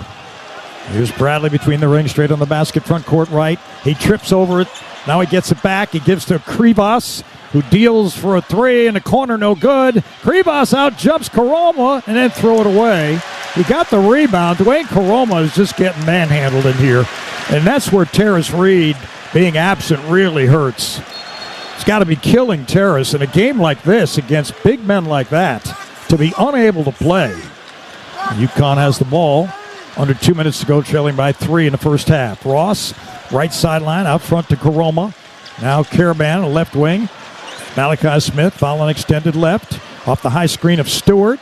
Steps into a 3. Tough shot, no good back rim. Ross got the rebound. He attacks Krivas and got blocked. Minute 32 to go. UConn has another opportunity, trailing by 3. Third chance opportunity. After the initial missed shot. 3-pointer by Smith, but Ross got the rebound. Just 2 blocks in the game by both teams. Pete has the 2 blocks for Arizona. Malachi Smith looked inbound ball. Karoma, Caravan, Stewart, and Ross. So 2 starters in the game right now. Karoma outside, spins, goes left hand to the basket, misses a dunk, but he commits a foul as he hit Bradley, spinning right. pushed off with his hand to get open, as he had that lane wide open after he pushed off. So that's only UConn's third turnover. And what you're seeing here is UConn's depth being challenged. They're going to review it because Dwayne Caroma right now is being outmanned in just about every facet, but Dan Hurley has no choice. It's Eric Ryba or him. So Ryba with 2 fouls is going to stay on the bench. I'm going to assume for the last minute 27, but Dwayne Caroma's missed 2 free throws, committed an offensive foul, missed a dunk. And you're playing the 4th best team in the country. Those kind of flaws will show up. So it's a common foul on Caroma, the offensive foul. UConn's been whistled for 10 fouls, Arizona for 8. Arizona, 6 assists, 6 turnovers. UConn, 8 assists, 3 turnovers. Koa Pete will inbound the ball. And he gets it into Bradley, who's guarded by Malachi Smith. Across the timeline, Bradley, left-hand dribble. Front court right. Keeps a right-hand dribble. Now starts to his right on a pick-and-roll attack in the paint. And turns the ball over, I believe. And it is UConn's ball. That time Bradley tried to make something out of nothing, and he turned it over. He was defended by Malachi Smith, got by him, but once he got in the lane, that's when he lost the handle. They have kept this crowd relatively quiet in this building by answering every foray that the Huskies have thrown at them. UConn down 3, minute 10 to go in the first. Malachi Smith, front court left sideline up the screen into the paint. He deals to Caroma, and he missed the shot, but he got fouled. Now he gets 2 free throws. Let's see what he can do with these. Huskies' biggest run in the game was 7-0. It came after they trailed 14-8. They were down 6 and then took the lead when Ball scored 7 straight UConn points to make it 15-14. So Caroma on the line gives it a shot here. UConn only 5 of 10 on the line. And the first one is up and good. Arizona, meanwhile, has gone 9 of 11. So 7-2, 260. Krivas picks up his second foul. And Krivas leaves with 10 rebounds, Wayne, in the first half, alone. And Caroma misses the second one. And it's rebounded by Awaka. UConn trails by 2, 33-31, with under a minute to go in the first half. Here's Del Orso out front to Pete on the left wing. It's in the hands of Awaka. And now Bradley on a hand-up left sideline to Del Orso, guarded by Ross. Stewart picks him up on a switch. They go down to Pete. It's intercepted by Caroma. On the outlet, Malachi Smith attacks inside, lost the ball. And a foul is called on Ross as he tried to dive and steal the ball on Del Orso.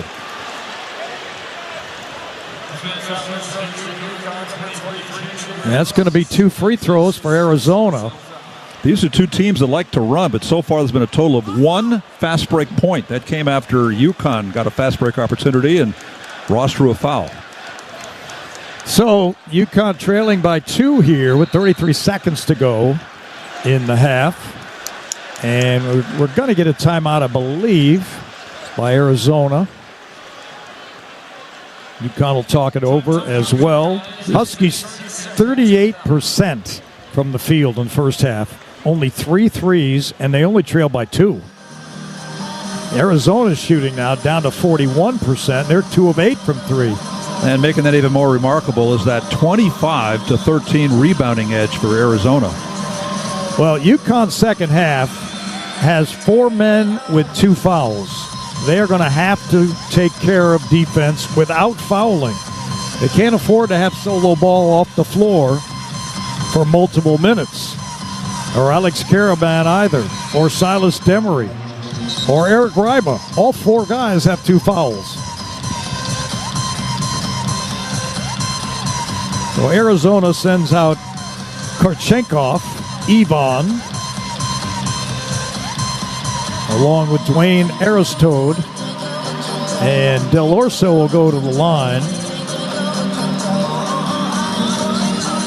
Has not missed a free throw this season.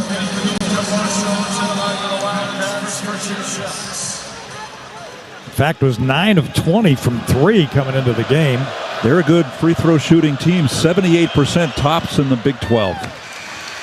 Well, the Big 12 is a huge conference. It's amazing, right? This team was picked 4th in that conference. That, to me, is amazing. Kansas is picked 6th to start the year. BYU, who UConn beat Saturday, picked 2nd behind Houston. DeLorso makes them both. 35-31 is the lead for Arizona. Demery across the timeline, right to left. He's on the right sideline with a left-hand dribble. Bradley bumping him. The handoff to Jalen Stewart. Stewart on the right sideline at the hash. Holding. UConn going to try to take the last shot. 2-second differential, shot clock, game clock. Stewart out front to Demery. Demery guarded by Bradley between the rings. Caraman sets him a screen. Demery drives to the basket, and he puts it up and in, left-handed. What a play. 3 seconds left, 2 seconds left. Bradley at the buzzer, and that's way short. So Demery gets the Huskies into the locker room down 2 on a beautiful drive in the final seconds. And Silas with 6. UConn trailing 35-33 at the half. Stay with us. The halftime report with Paul Roper is next. Presented by Brown Paint, Darrison Scott. This is UConn basketball from Learfield.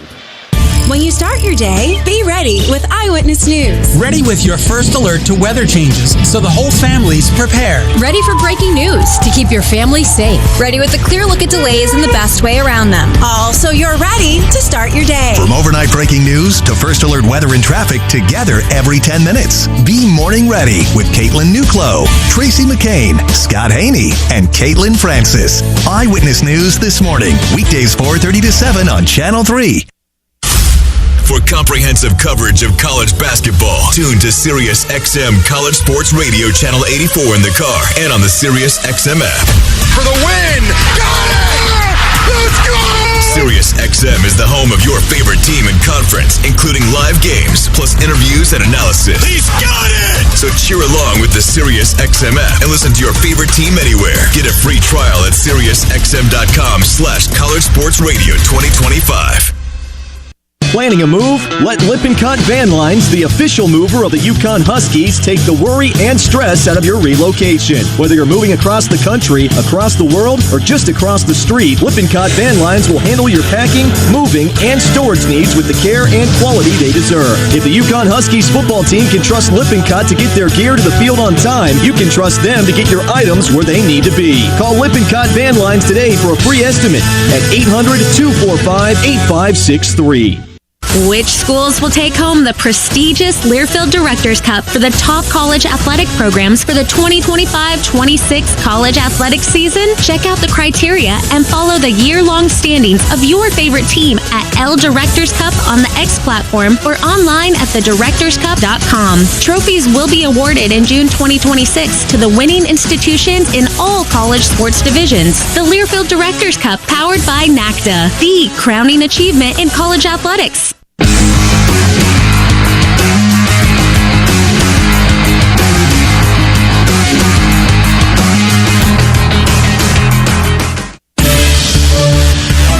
"20 minutes are in the books. This is the Husky Halftime Report. Coming up, we'll recap the first half and check scores from across the country. Now, let's go to the Learfield Network Studios. A fun first half inside Gamble Pavilion as two of the heavyweights in college basketball are going at it. Arizona, the fourth-ranked team in the country, with a 35-33 lead over third-ranked UConn after 20 minutes inside Gamble Pavilion. Before we take a look at the Big East scoreboard, let's pause 10 seconds for station identification from Brown Paint, Darrison Scott. This is UConn men's basketball from Learfield.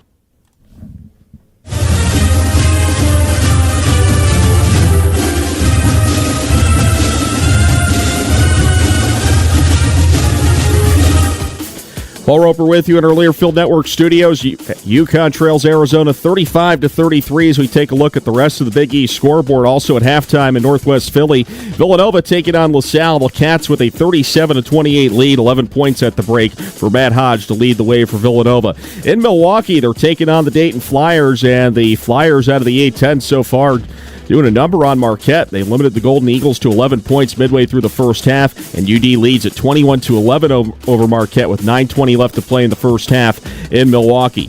Still to come in a matter of moments, Creighton will get set to tip off against North Dakota in Omaha. When we come back, we'll get you caught up on the latest news from UConn athletics. Again, our halftime score, Arizona 35, UConn 33. Presented by Brown, Pandeiros, and Scott. This is UConn men's basketball from Learfield.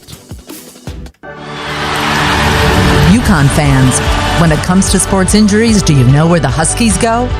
UConn Health, Connecticut's only public academic medical center. Our doctors advance research and train future generations of healthcare experts. All while offering the latest injury prevention, treatment, and performance improvement. UConn Health, we're delivering care that changes the game for athletes and for everyone. Learn more at uconnhealth.org. Welcome to the Chevy Lightning Round. Guess the clues to win. First team, you're up. Powerful, commanding, unstoppable. Silverado. Adventurous, fun, techy. Trailblazer. Stylish, nimble. Tracks. Innovative, electric. Blazer EV. Lightning Round champions. You've guessed all the right Chevy clues. Wherever the year takes you, explore it together in the Chevy of your choice. Visit your Connecticut Chevy dealers. Mike Rowe here with a random fact. More than half of the homes that have basements in North America will experience water damage. It's true. Whether it's basement moisture, flooding, or bowing walls, do yourself a favor. Call Groundworks.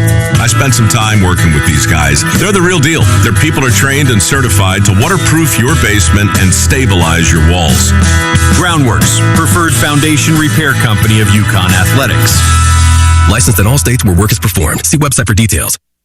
A true teammate takes on every day with a winner's attitude, gets up when they fall down, and leaves it all on the field. There's a group of teammates who do all these things every single day. But they're more than your typical athlete. They're kids facing unthinkable medical circumstances. Team Impact matches children facing serious illness and disability with college sports teams, creating a long-term, life-changing experience for everyone involved. Join us in the movement to get all kids in the game. Visit teamimpact.org to learn more. Team Impact. All in, all together.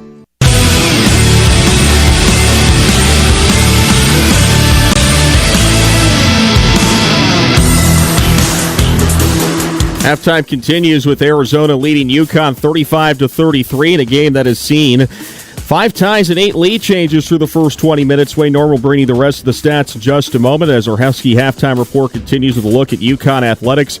We'll start with men's soccer. They have an at-large bid to the NCAA tournament as the 13th overall seed. UConn's first postseason berth in 7 years, and they get a bye into the second round. The Huskies await the winner of Cornell and Lafayette for a 2 o'clock kickoff in Stores Sunday afternoon. Moving over to football, a pair of Huskies on the watch list for positional awards. Skylar Bell, one of 13 players in contention for the Boletnikoff Award, which recognizes the best receiver in the FCS. And Chris Freeman, one of 20 kickers up for the Lou Groza Award. Up next for the 8-3 Huskies is the regular season finale in Boca Raton against FAU. Coverage begins at 1:30 Saturday afternoon with kickoff at 3 p.m. from South Florida. And on the hardwood, 6 UConn Huskies appear on the top 50 Wooden Awards watch list. Alex Caravan and Solo Ball represent the men's basketball team, while the women have 4 on the list with AZ Fudd, Sarah Strawn, Kaylee Heckel, and Sarah Williams. Wayne back with the stats after the break. Again, it's UConn trailing Arizona 35-33, presented by Brown, Pandeiros, and Scott. This is UConn men's basketball from Learfield. Many college football teams will have a new look and feel this season after taking advantage of the transfer portal. What if you could do the same when it comes to your banking? Dime Bank, a recognized leader in community banking, is welcoming new customers ready to make their own transfer to convenience, innovative products and services, greater access to local lending, and most importantly, a better overall banking experience. It's your bank, your choice, your dime. Dime Bank, community banking lives here. Member FDIC. Are you traveling out of Bradley Airport and need a safe, reliable place to park your car? Trust your vehicle to Last Fly Off-Airport Parking, located on Route 75 in Windsor Locks. They have both valet and self-park options to fit any budget. Last Fly is open 24 hours a day and will get you to the airport on time every time. Join their loyalty program to earn points for free parking, and be sure to ask about their corporate discounts. Save 20% by pre-booking online at lazfly.com. Last Fly is the official parking company and a proud supporter of UConn Athletics. Listen closely. Did you hear that? That's the sound of employees being productive. They're so efficient because they partnered with Xerox to manage workplace technology.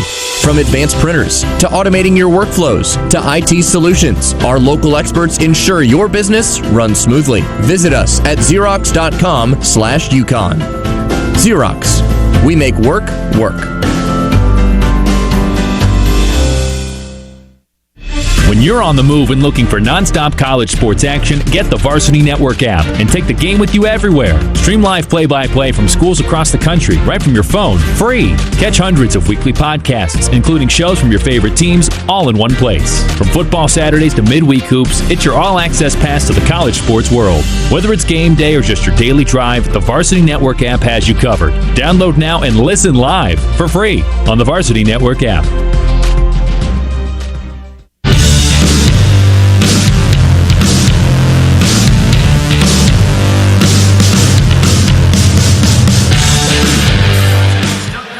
Halftime at Gamble Pavilion, UConn trails at the half for the first time this year. Arizona 35, UConn 33. Huskies with one player in double figures. That's Solo Ball. He's got 10 points, 3 of 7 shooting, 1 of 4 from three-point range. Jalen Stewart, 8 points, 2 of 3 from three-point range. Alex Caravan, just 1 late free throw, 1 point. Eric Ryba's got 7 points in his 12.5 minutes. Silas Demery has 6 points. Off the bench, UConn got 1 point. Dwayne Karoma, who's 1 for 4 from the line. And they got nothing out of Malachi Smith or Jaden Ross. For Arizona, they're led by Jaden Bradley, who had 12 points. 2 for 5 from the floor, but 7 of 8 from the line. Ivan Karchenkov had 5. Koa Pete had 9, including some big ones late. Motaeus Krivas had 5 points and a team-high 10 rebounds, and Braden Burry started, got in foul trouble, did not score. Off the bench, Anthony Del Orso had 4 points. Dwayne Aristode and Tobe Awaka did not score for Arizona, which shot 11 of 27 from the floor in the first half, 41%. UConn was 40%, 12 of 30. Three-pointers were hard to come by in that first half. UConn 3 for 11, 2 of those by Stewart. And for Arizona, they were 2 for 8. Arizona made a living at the line, 11 of 13, including Bradley 7 of 8. And UConn was 6 of 12. Arizona out-rebounds UConn 25 to 13. Krivas with the 10. UConn led by Stewart and Caravan and Ross. They each had 2 apiece. Huskies 8 assists on 12 field goals, and they had 4 turnovers, good for fun. Fast break point. Arizona got that. Bench points, UConn 1 point with 2 rebounds, and Arizona's bench had 4 points and 3 rebounds. Their bench has been really good this year, but not getting much tonight. First half featured 8 lead changes, 5 ties. Arizona led for 16.5. UConn led for 1 minute. Arizona's biggest lead was 6, and that was UConn's biggest deficit of the season so far. It was 14-8 before UConn scored 7 straight to shortly regain the lead. Huskies' biggest lead in the first half has been only 2 points. BYU is the first team to out-rebound UConn, and now Arizona's out-rebounding UConn 25 to 13, and 7 players have 2 personal fouls in the first half, 4 for UConn and 3 for Arizona. At the half, Arizona 35, UConn 33. Second half's coming up. From Brown, Panderas, and Scott, this is UConn men's basketball on Learfield. Power Station Events is the official production partner of the UConn Huskies, the ultimate one-stop source featuring audio, video, lighting, staging, talented DJs and musicians, photography and videography, stunning decor and florals, and much more. As we celebrate our 40th anniversary, we want to thank UConn Nation as we look forward to the next 40 years. Visit us at PowerStationEvents.com and let us help you plan your next awesome event. It's the Monaco Ford year-end sales event, and the deals are bigger than ever. Right now, get 0% for 60 months, 0 down, no payments for 90 days, available on most Ford models. That's right. Drive today, pay later, and experience 90 days free of the latest Ford technology with Ford Blue Cruise. Shop our wide selections of F-150s, Super Duties, and SUVs online or in person in Glastonbury or Niantic. Our team is guaranteed to help you find the perfect Ford. Don't wait. These year-end deals won't last long, so visit us today or shop online at MonacoFord.com. When you start your day, be ready with Eyewitness News. Ready with your first alert to weather changes so the whole family's prepared. Ready for breaking news to keep your family safe. Ready with a clear look at delays and the best way around them. All so you're ready to start your day. From overnight breaking news to first alert weather and traffic, together every 10 minutes. Be morning ready with Caitlin Newclo, Tracy McCain, Scott Haney, and Caitlin Francis. Eyewitness News this morning, weekdays 4:30 to 7 on Channel 3. Aw, shucks, the game's on TV, but I can't listen to the call of my favorite team broadcasters. Never fear, Sync My Game is here.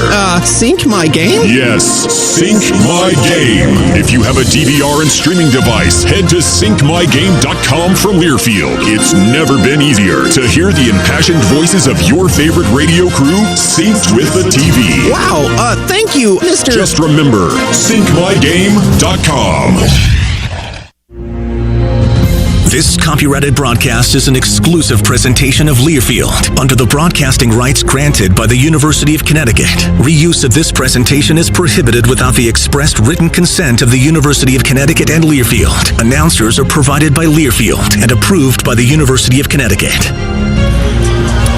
Back at Gamble Pavilion, UConn trails at halftime 35-33. Mike Crispino, Wayne Norman.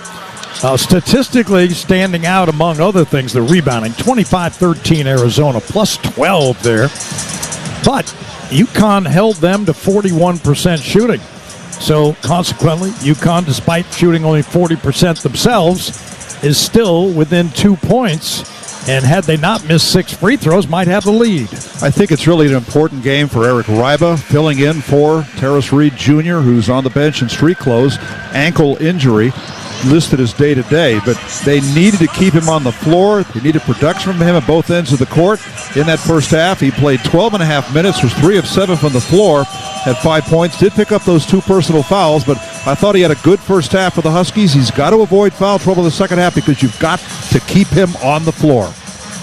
Ryba with 7 points, 3 for 4 from the field, 1 of 2 from the free throw line. Only 1 rebound, though, Wayne.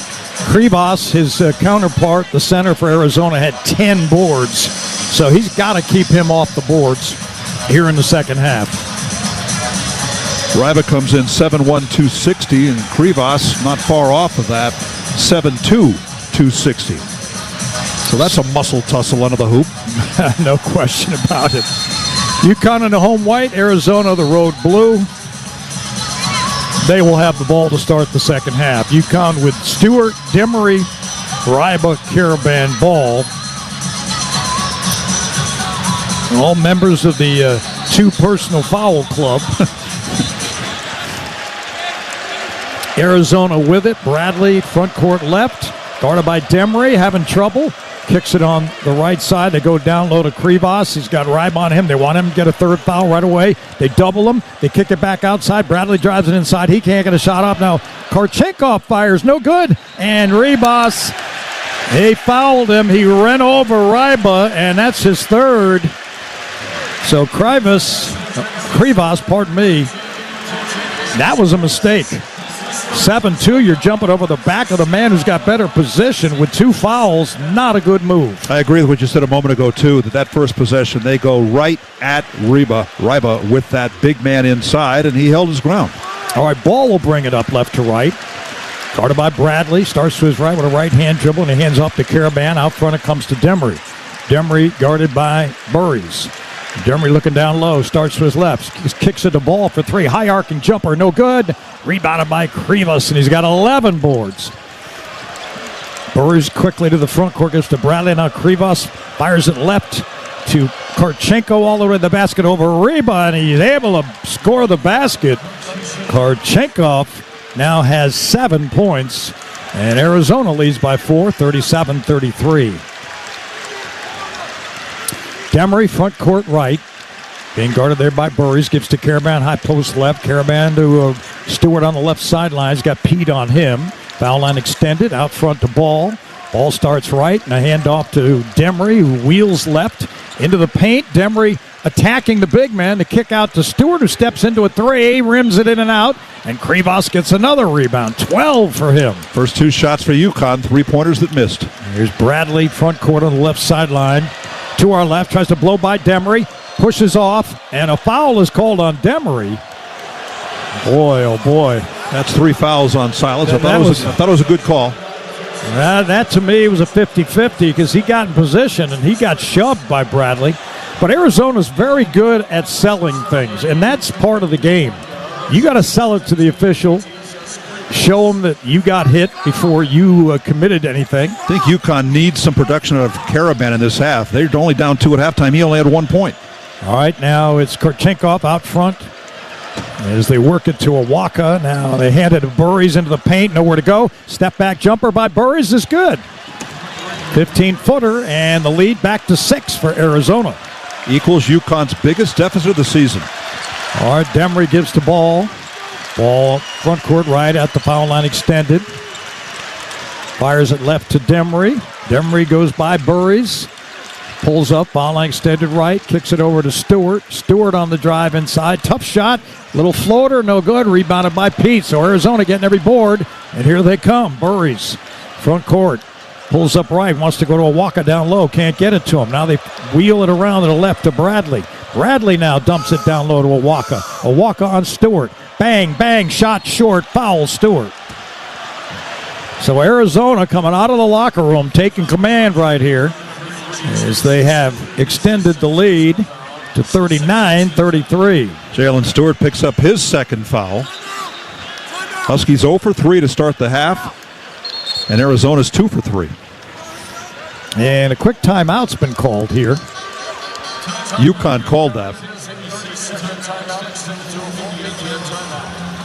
So we'll take it. How'd you like to be able to listen to us while synced up to your TV in the comfort of your own home? Go to syncmygame.com. Syncmygame.com to find out how. UConn down 6, 39-33 here early in the second half. From Brown Plain, Darris, and Scott, this is UConn men's basketball on Learfield. Hey, Husky fans! It's college basketball season, and SeatGeek is the official ticket marketplace of Alley-Oops. SeatGeek makes it easy to find tickets so you can be a part of all the courtside action this season. Whether you're buying or selling tickets to UConn basketball games or to any other live event in your area, SeatGeek is the place to do it. SeatGeek is the official fan-to-fan ticket marketplace of the UConn Huskies. Let's go, Huskies! SeatGeek. Husky pride is in full swing. Academic minds are hard at work and play. As a supporter of all things Husky, Travelers is proud to sponsor UConn and its exciting sports programs. From football to basketball to hockey, we're Husky all the way. Travelers in UConn, committed to the young people who are the future of Connecticut. UConn fans, when it comes to sports injuries, do you know where the Huskies go? UConn Health, Connecticut's only public academic medical center. Our doctors advance research and train future generations of healthcare experts. All while offering the latest injury prevention, treatment, and performance improvement. UConn Health, we're delivering care that changes the game for athletes and for everyone. Learn more at uconnhealth.org. The Huskies live here. You're listening to play-by-play coverage of UConn men's basketball. Now, back to our Connecticut Chevy Dealers broadcast location. Our broadcast booth sponsor this season, the Connecticut Chevy Dealers, home to a century of truck capability, featuring America's most dependable trucks. Visit your local Connecticut Chevy dealer today. Chevy drives America. 39-33, Arizona's come out, scored a couple of buckets, and with 2.5 minutes gone by, in the second half, Huskies have put Arizona on the line, try to extend their lead. Well, you can't overstate the value of Tarris Reed Jr. This UConn offense. Missed the opening game, but didn't really matter. That was a hamstring issue. Now it's an ankle injury, but he leads UConn 20 points a game, leads UConn 9.3 rebounds a game, leads UConn with 8 blocks a game, and 74% shooting from the floor, tops in the Big East, 8th best in the country. So they're trying to patch together and get other guys to control the middle, but you look at that dominant rebounding edge for Arizona, 28-14, and a big reason for that is the absence of Tarris Reed Jr., who is listed as day-to-day, so I guess he could come back for the game on Sunday against Bryant before UConn jumps back into the frying pan again with more good teams after that. So it'll be Awaka on the line. 7 of 15 from the line this season. And that one's no good. He's from Cardinal Hayes High School in the Bronx. And old-time UConn fans remember Vern Giscombe, great guard back in the 80s. He was from Cardinal Hayes. Yeah, Hyde Park, New York, hometown. Free throw, second one is good, 1 of 2. That's the biggest lead of the game, 40-33. Arizona. Demery to the front court right. Kicks it on the right side of Caravan. Caravan out front to Ryba. Ryba now to Demery on the left sideline, foul line extended. Trying to go down low to Caravan. He is posting up his man, Karchenkov. He's working him. He spins. He puts it up left-handed, and he got fouled. Just missed the shot. And UConn's saying that might be goaltending. They thought the ball got touched up there. Well, Arizona already had one of those goaltending calls taken away. That was in 2000 when Tony Robertson's shot counted to win the game and triggered that court storming. So Caravan's had a very quiet game today. He's only taken 2 shots, and he never misses free throws, but he was 1 for 3 in the first half. Yeah, Caravan came in shooting 62% from the field and 12 of 19 from 3. Makes the first free throw, second one good. And he hasn't taken a 3 yet tonight. 40-35, the lead for Arizona. Jaden Bradley across the timeline, right to left, straight away. Kicks it on the left sideline to Burries. Burries drives right, picks up his dribble, nowhere to go. Fires it right to Bradley. Bradley starts back to his left. Reba comes out to help. Bradley crossover, attacks inside, puts up the shot and makes it, and he's fouled. Bradley got to the rim and somehow magically squeezed one in, and he got fouled, and Ryba now has 3.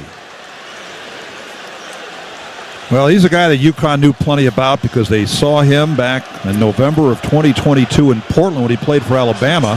Huskies won that game, but Bradley had that big game, 19 minutes, 12 points, 2 rebounds, 4 assists. Adama Sanogo had 25 in that game, by the way. All right, he makes the free throw. And the biggest lead now 8, 43-35. UConn just 2 points in the second half in the opening 3 minutes and 10 seconds. Ball front court right. Out front to Demery. Demery starts right off a screen by Caravan. Pulls up, heads to Ryba. Gets the handoff back, dribbles back to his left. Fires it right to Caravan. He's being guarded by Karchenkov. Ryba for 3. He hit it. And the big man delivers a triple. Boy, they needed that one. Dan Hurley got a big smile on his face. 43-38. Arizona, Burries, front court left. Dumps it down low to Awaka, working on Ryba. Puts it up, no good, but he got his own rebound. Now he starts it again. He puts up a hook and makes it. Well, Eric Ryba's got to learn you can't quit on a ball. That ball was rebounded by Awaka. Should never have been. 45-38. After he missed the shot. All right, Demery, front court right, along the left sideline. Skips it right to Ball. Ball turns and fires. In and out. And a rebound, Awaka. Arizona continues to command the boards, 29-14. Bradley, crossover move, blows by Demery, over Stewart. Shot was blocked, no foul called. They get it back down to Pete. He's overpowering, goes to a fadeaway, and he makes it in the paint. And he is mugging it up in front of the crowd. Don't celebrate too early, freshman. 47-38 timeout by UConn. Second timeout of the half called by Dan Hurley. Trying to stop the bleeding. It's been a bad second half for the Huskies. So the timeout with a 9-point lead for Arizona. Still 15-23 to go. UConn basketball brought to you by Johnson Brunetti, proud to be the official wealth management sponsor of the UConn Huskies. From Brown Paint, Harrison Scott, this is UConn men's basketball on Learfield. Listen closely. Did you hear that? That's the sound of employees being productive. They're so efficient because they partnered with Xerox to manage workplace technology. From advanced printers to automating your workflows to IT solutions, our local experts ensure your business runs smoothly. Visit us at Xerox.com/UConn. Xerox. We make work work.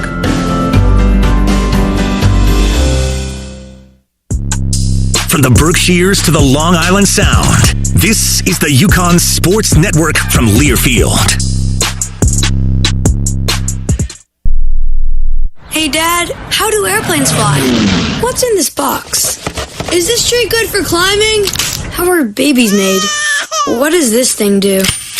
Kids are curious about everything, including guns. Talking to them about gun safety in your home is a good first step, but you can do more. Always keep your guns locked, unloaded, and stored separately from ammunition. Safe gun storage saves lives. Learn how to make your home safer at endfamilyfire.org. That's endfamilyfire.org. Brought to you by End Family Fire, Brady, and the Ad Council. You wanted to be cool, which led you to smoking, which led to a pack a day.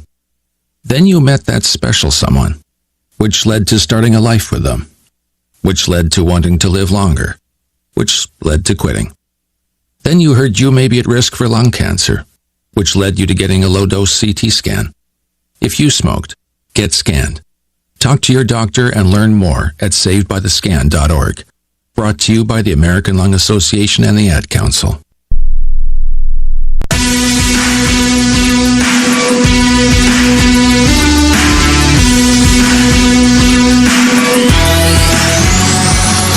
Listen to all things college sports, including live games and talk on SiriusXM College Sports Radio. Channel 84, streaming on the SiriusXM app. We're on Sirius Channel 84 tonight, as well as the UConn Sports Network. Got the word from around the country, folks listening. Arizona's gotten serious here in the second half, outscoring UConn 12-5, and they're up 47-38 for their biggest lead of the game.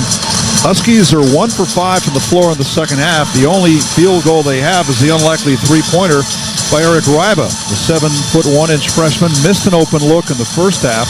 Then they left him alone. He didn't take that open look, but they gave it to him here, and even though UConn was struggling, he was wide open from the left elbow, and he drained it, and that's the only field goal they've got, as the Huskies, 4 of their 5 field goals in the second half are three-pointers. So the threes, except for the Ryba shot, not dropping here in the second half. UConn down to 4 for 15 from three-point range. Arizona just 2 for 9. Both teams were 40% from 3 coming in. Huskies have taken good care of the ball, still just 4 turnovers. Arizona's got 8. But that rebounding is the big difference, though. 31-14. Here's your ball game. And Arizona 5 of 8 from the field. They've got some real shot makers who can get their own shot, and they've been able to do that. Koa Pete is guarding Jaden Ross here. Fires it left to Silas Demery straight away, guarded by Burries. Up the screen of Caravan. Drives it down low. Ryba makes the catch, puts it up. He got blocked. And it's rebounded by Arizona. Bradley to the front court. Gives it to Awaka. Awaka to Burries, who drives to the basket over Caravan. He put it in. What a shot. So Burries chirping a little as he goes back. These Wildcats like to really celebrate. He was quiet in the first half, but he's come alive here in the second half. Got a couple of buckets, 4 points. Caravan, high post give to Ryba. Now to Demery on the left sideline. Demery looks to go down to Caravan, who's posting up. Caravan drives the left shoulder in, working on Karchenkov. Little fadeaway, drops it in. Tough shot. Little floater by Caravan, his first basket of the ball game, and UConn back within 9, 49-40. They've been down double figures. Bradley to Burries. Burries dribble penetration, fires on the right side of Pete. He attacks Caravan, spins in traffic, puts it up and in. What a move. A little 360 by Pete. He made that look easy. 51-40, UConn down double figures. Here's Ross between the rings. Top of the arc. They play the half-court game right now. UConn hadn't been able to get any fast break points in this game. Neither team has. Ross on the right sideline, front court right. Looks to get it to Ball, and he does. Ball guarded by Karchenkov. The screen from Ryba. Shot by Ball. Short. Rebounded by Arizona. Pete again on the outlet to Bradley. And now Bradley drives it into the paint. He blows by Ryba and lays it in. So Arizona rolling and leading by 13, 53-40. Demery with 13 and a half to go, guarded by Burries. A lot of hand checking by Arizona. Now Ryba out front with it. Gives back to Demery on the left sideline, front court right. Big screen by Ryba. Demery attacks in the paint. Little pull up by Silas is good from 12 feet away, straight on. 53-42. 13 minutes to go in the ball game. Ball will guard Bradley. Bradley with a left hand dribbling and hands off to Burries. He's got Demery on him. Now Pete tries to attack Caravan, shoves him, gets the shot off, missed it. Who's got the rebound? It's Ball. 4 white jerseys on it this time. Ball ahead, front court right. Left wing with it, guarded by Burries. Screen from Ryba, pop. And here's Ball into the paint. Can't get a shot off. Gives back to Caravan. He'll try a 3. Alex, no good. Rebound, Burries. That came from the right wing. And the rebounding edge, 33-15, Arizona. Now Bradley, front court left, guarded by Ross. Running some time off the clock. Starts to his right. Picks up his dribble. He gives it to Awaka. Awaka back to Karchenkov. He attacks Ryba, and Ryba blocks him. Out of bounds it goes. Enough of that, said Eric Ryba, the freshman. Ryba getting his 5th block of the year. Posted up nicely on the right side of the lane. All right, Ryba comes out. He's played 20 minutes in this game, scored 10 points, got 2 rebounds, but also 3 fouls. 20 minutes, a career high for the freshman. Dwayne Karoma comes in, tries to guard Awaka, and they do finally get it in. And stepping on the sideline that time was Anthony Del Orso. And a turnover. That's number 8. 9. By Arizona. 9 as they put it in the stat broadcast computer.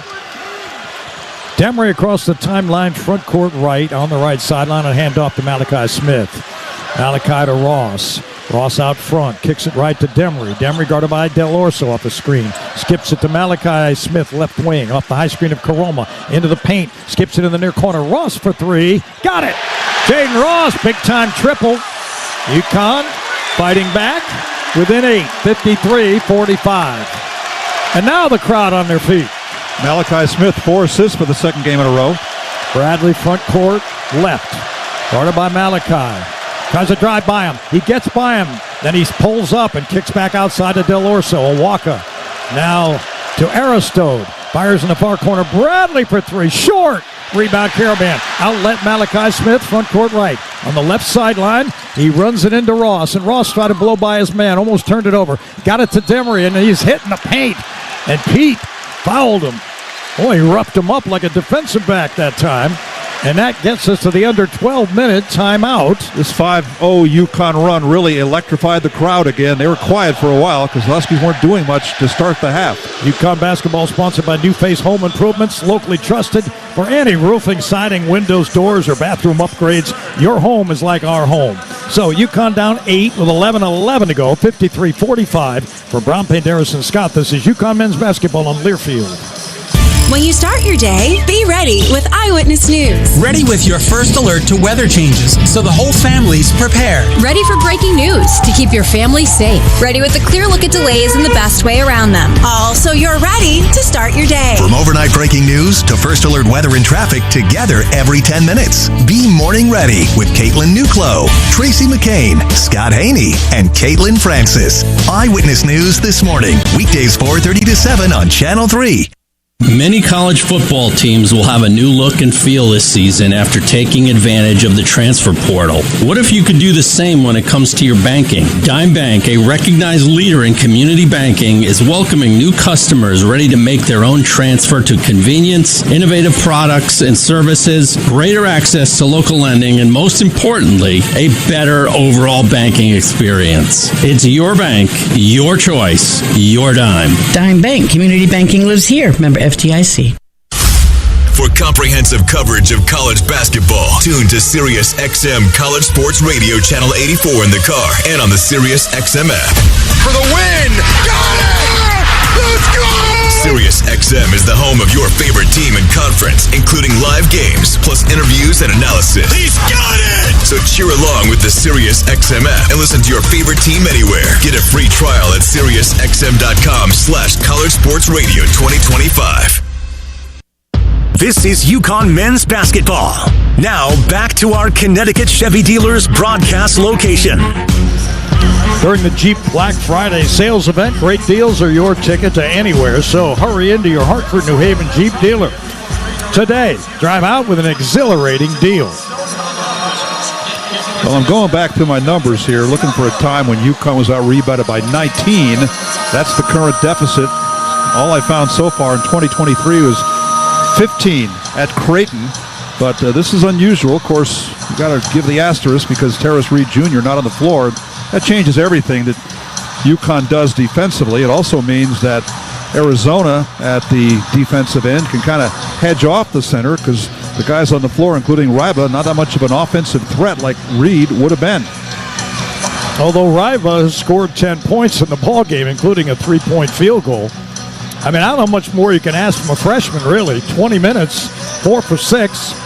Got to do a better job of boxing out, though. That's the key. And Kribas hasn't even been on the floor much in the second half. He's got 12 rebounds in the game. So they break the huddle, and Kribas is back. Well, Tejas Kribas from Lithuania. 7'2", 260. UConn will inbound to our right. Demery along the sideline near his own bench, looking for help. And can he get it in? He does, to Karoma, who deals to Smith. And Malachi missed the shot, and Kribas got the rebound. Malachi had a little floater, had to go over to big man, couldn't get it to go. So Kribas, another rebound. Here's Bradley, front court left, starts to his right. Picks up his dribble, nowhere to go. Finally able to hand it over to Awaka. Now they dump it down low to Kribas. Working on Karoma. Digs a left shoulder in, left elbow. Again a left elbow and missed the shot. And a rebound, Malachi Smith. A little jump hook that rolled in and out. Caravan kept it alive. Malachi front court. Starts to his right. Now he's on the right sideline next to Dan Hurley and the UConn bench.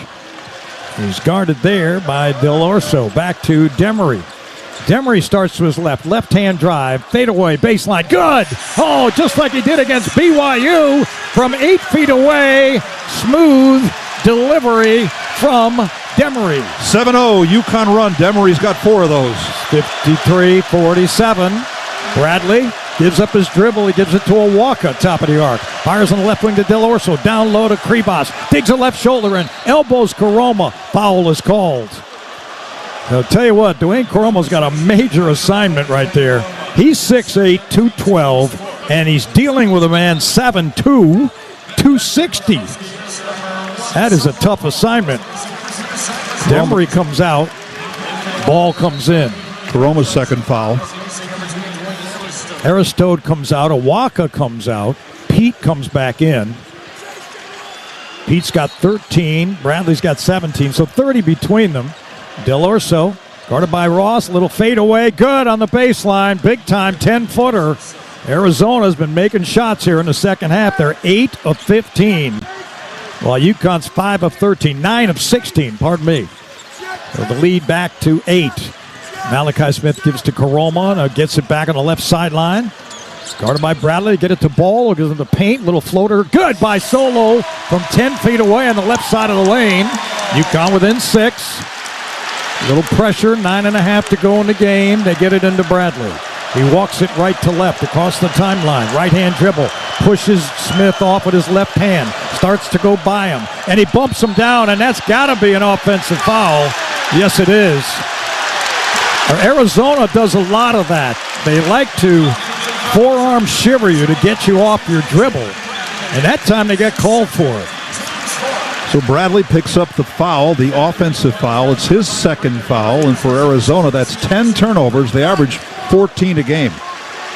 Ross, Smith, Caravan, Karoma for UConn, along with Solo Ball. Smith to the front court, gives to Caravan on the right sideline, front court right. Alex hands off the ball. Ball between the rings and a foul away from the ball. What do we have here? It's a holding call on Burries, I believe. And so that is Arizona's 5th team foul. Braden Burries, one of the freshmen they brought in. They only took one player this year from the transfer portal, and he hasn't played this year, a guy from Harvard. Yeah, they inbounded to Smith. Now Karoma at the high post right. Kicks back to Smith on the left wing. Guarded by Burries, the big man. Here's Ball for 3. In and out. Rebound Karoma. Karoma puts it up, and he got it blocked, but he's fouled. So UConn now starting to scrap on the offensive glass. Now Carolma can get UConn within 4. But he struggled from the foul line, 1 for 4 in this game. I think that initial shot that missed, a three-pointer by Ball, he was looking for one of those three-point plays on the foul. Yep. I don't think he was squared up very well, but he knew he had a guy right on him from his left, and he just launched it, and they didn't call a foul. Carolma rims this one in and out. 1 for 5. UConn's been outscored by 5 on the free throw line. They've missed 7 tonight.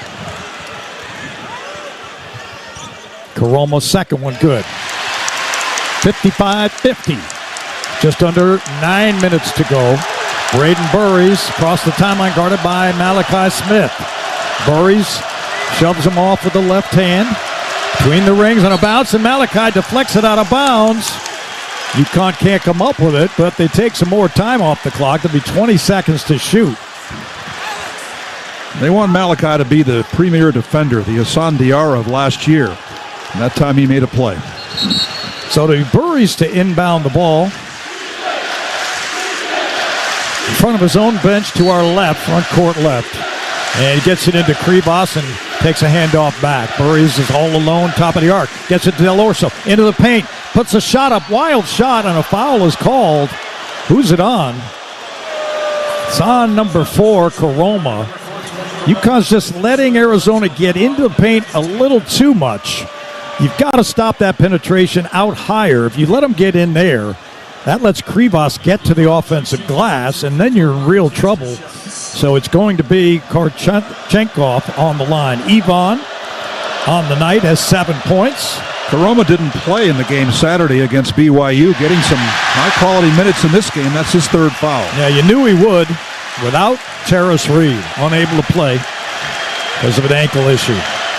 He missed the first free throw, you might have heard from the UConn crowd. Korchenkov, second one up, and that one is good. 56-50, 6-point advantage for Arizona.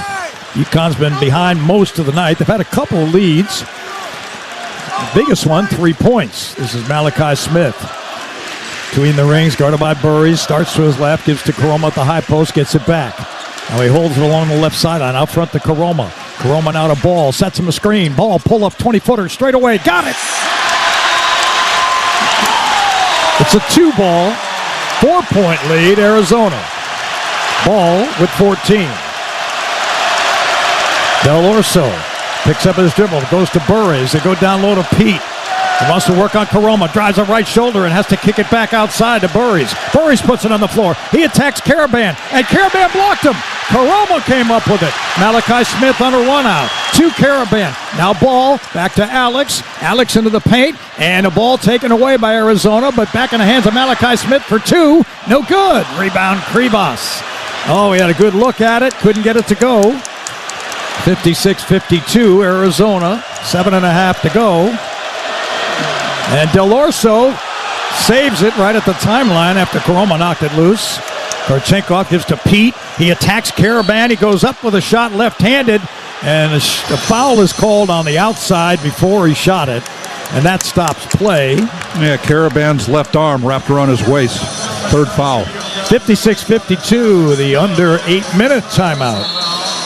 Arizona leads by 4. Coverage of the Huskies brought to you by Brown Paint Darrison Scott, the proud full-service law firm partner of UConn men's and women's basketball. With BPS Lawyers, you get more than a lawyer, you get a full-service law firm from Brown Paint Darrison Scott. UConn trails 56-52, 7:21 to go. This is UConn men's basketball on Learfield. Is your retirement game plan a well-executed play or just a Hail Mary? I'm Eric Hogarth, certified financial planner at Johnson Brunetti. As the official wealth management sponsor of the UConn Huskies, we've helped over 7,000 families navigate and thrive in retirement. Level up your financial playbook by visiting johnsonbrunetti.com for free financial planning resources. Johnson Brunetti Retirement, your financial playmaker. Johnson Brunetti is a marketing name for the businesses of JV Capital and JN Financial. Investment advisory services offered through JV Capital, LLC. Insurance products offered through JN Financial, LLC. Heard from Danbury to Norwich. This is the UConn Sports Network from Learfield.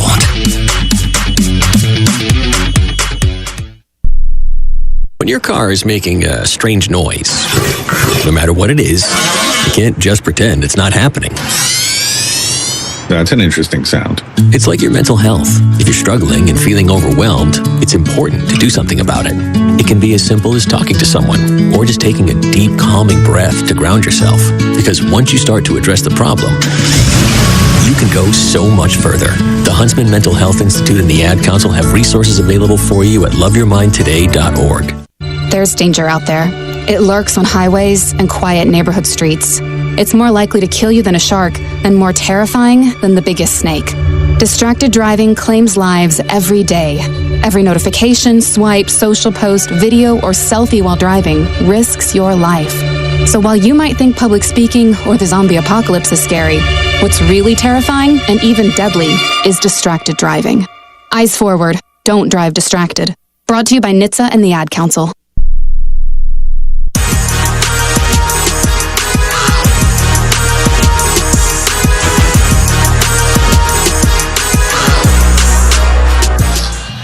Next up for the UConn men, the NEC's Bryant Bulldogs at People's Bank Arena. Sunday night, all the action beginning at 5:30 after the women and Utah here along the UConn Sports Network, the Varsity Network app, and the VarsityNetwork.com. Arizona out-rebounding UConn 37-19. I've gone back in my files through 2016, and all I found is being out-rebounded by 16 by 3 teams that year, Arkansas, Villanova, and Wichita. So this is an historic game, and if this rebounding edge holds up, it'll be the most a UConn team under Dan Hurley has been out-rebounded. That's how much UConn misses. Harris Reed Jr. averaging 9 rebounds a game. Not to mention his 20 points a game they're missing. His solo ball leads the way with 14. He scored the last 2 UConn field goals. They need him. They need Caravan to step up, the veterans. Yeah, Caravan's got 5 points in the game. Arizona inbound the ball to our left. Bradley gets it into Burries on the near corner. He hands off to Krivas, who dribbles back out to the right and gives to Karchenkov.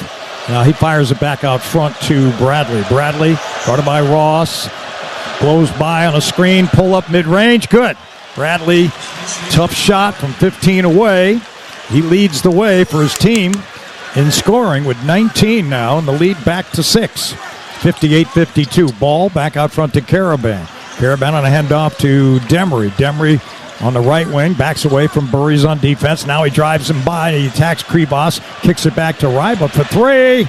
Ryba no good up the front rim, and out of bounds it goes, and say it's off of Arizona. And Koa Pete wants to review it. I don't know if you can do that. And they're going to ask for a review here. Looked like a Husky might have touched it, but you never know. We got a tough angle. So Bradley now with 19 points. He's the high scorer both teams on this game. He had 27 in the season opener against last year's national champion Florida. All right, they review it to find out whose possession it is. The call on the floor was UConn. John Gaffney's over. Meanwhile, we're going to tell you that the football team at 8-3 goes to Florida at Boca Raton and takes on Florida Atlantic Saturday. Pre-game at 1:30, kickoff at 3 o'clock. We're hearing a lot of different things about potential bowl games. There are 3 or 4 potential locations, but if they win again, UConn goes 9-3 in the regular season. That might change where they might be going for a bowl game. What I hear the most is the Gasparilla Bowl, December 19th at Tampa, but there's so many variables there, you really can't worry about which one it's going to be. The bottom line is they're going for the 3rd time in 4 years. I touched on the fact that on our pregame show, I'll be talking to Skylar Bell, the fantastic receiver, in my opinion, the best receiver in UConn history. Great interview. And one thing that we talked about in that interview that's going to play early in our pregame show on Saturday, he's from the Bronx. UConn's Umar Diamande is from the Bronx, a linebacker who's had 41 tackles in the last 3 games. And Malachi Smith for the UConn men's basketball team is from the Bronx.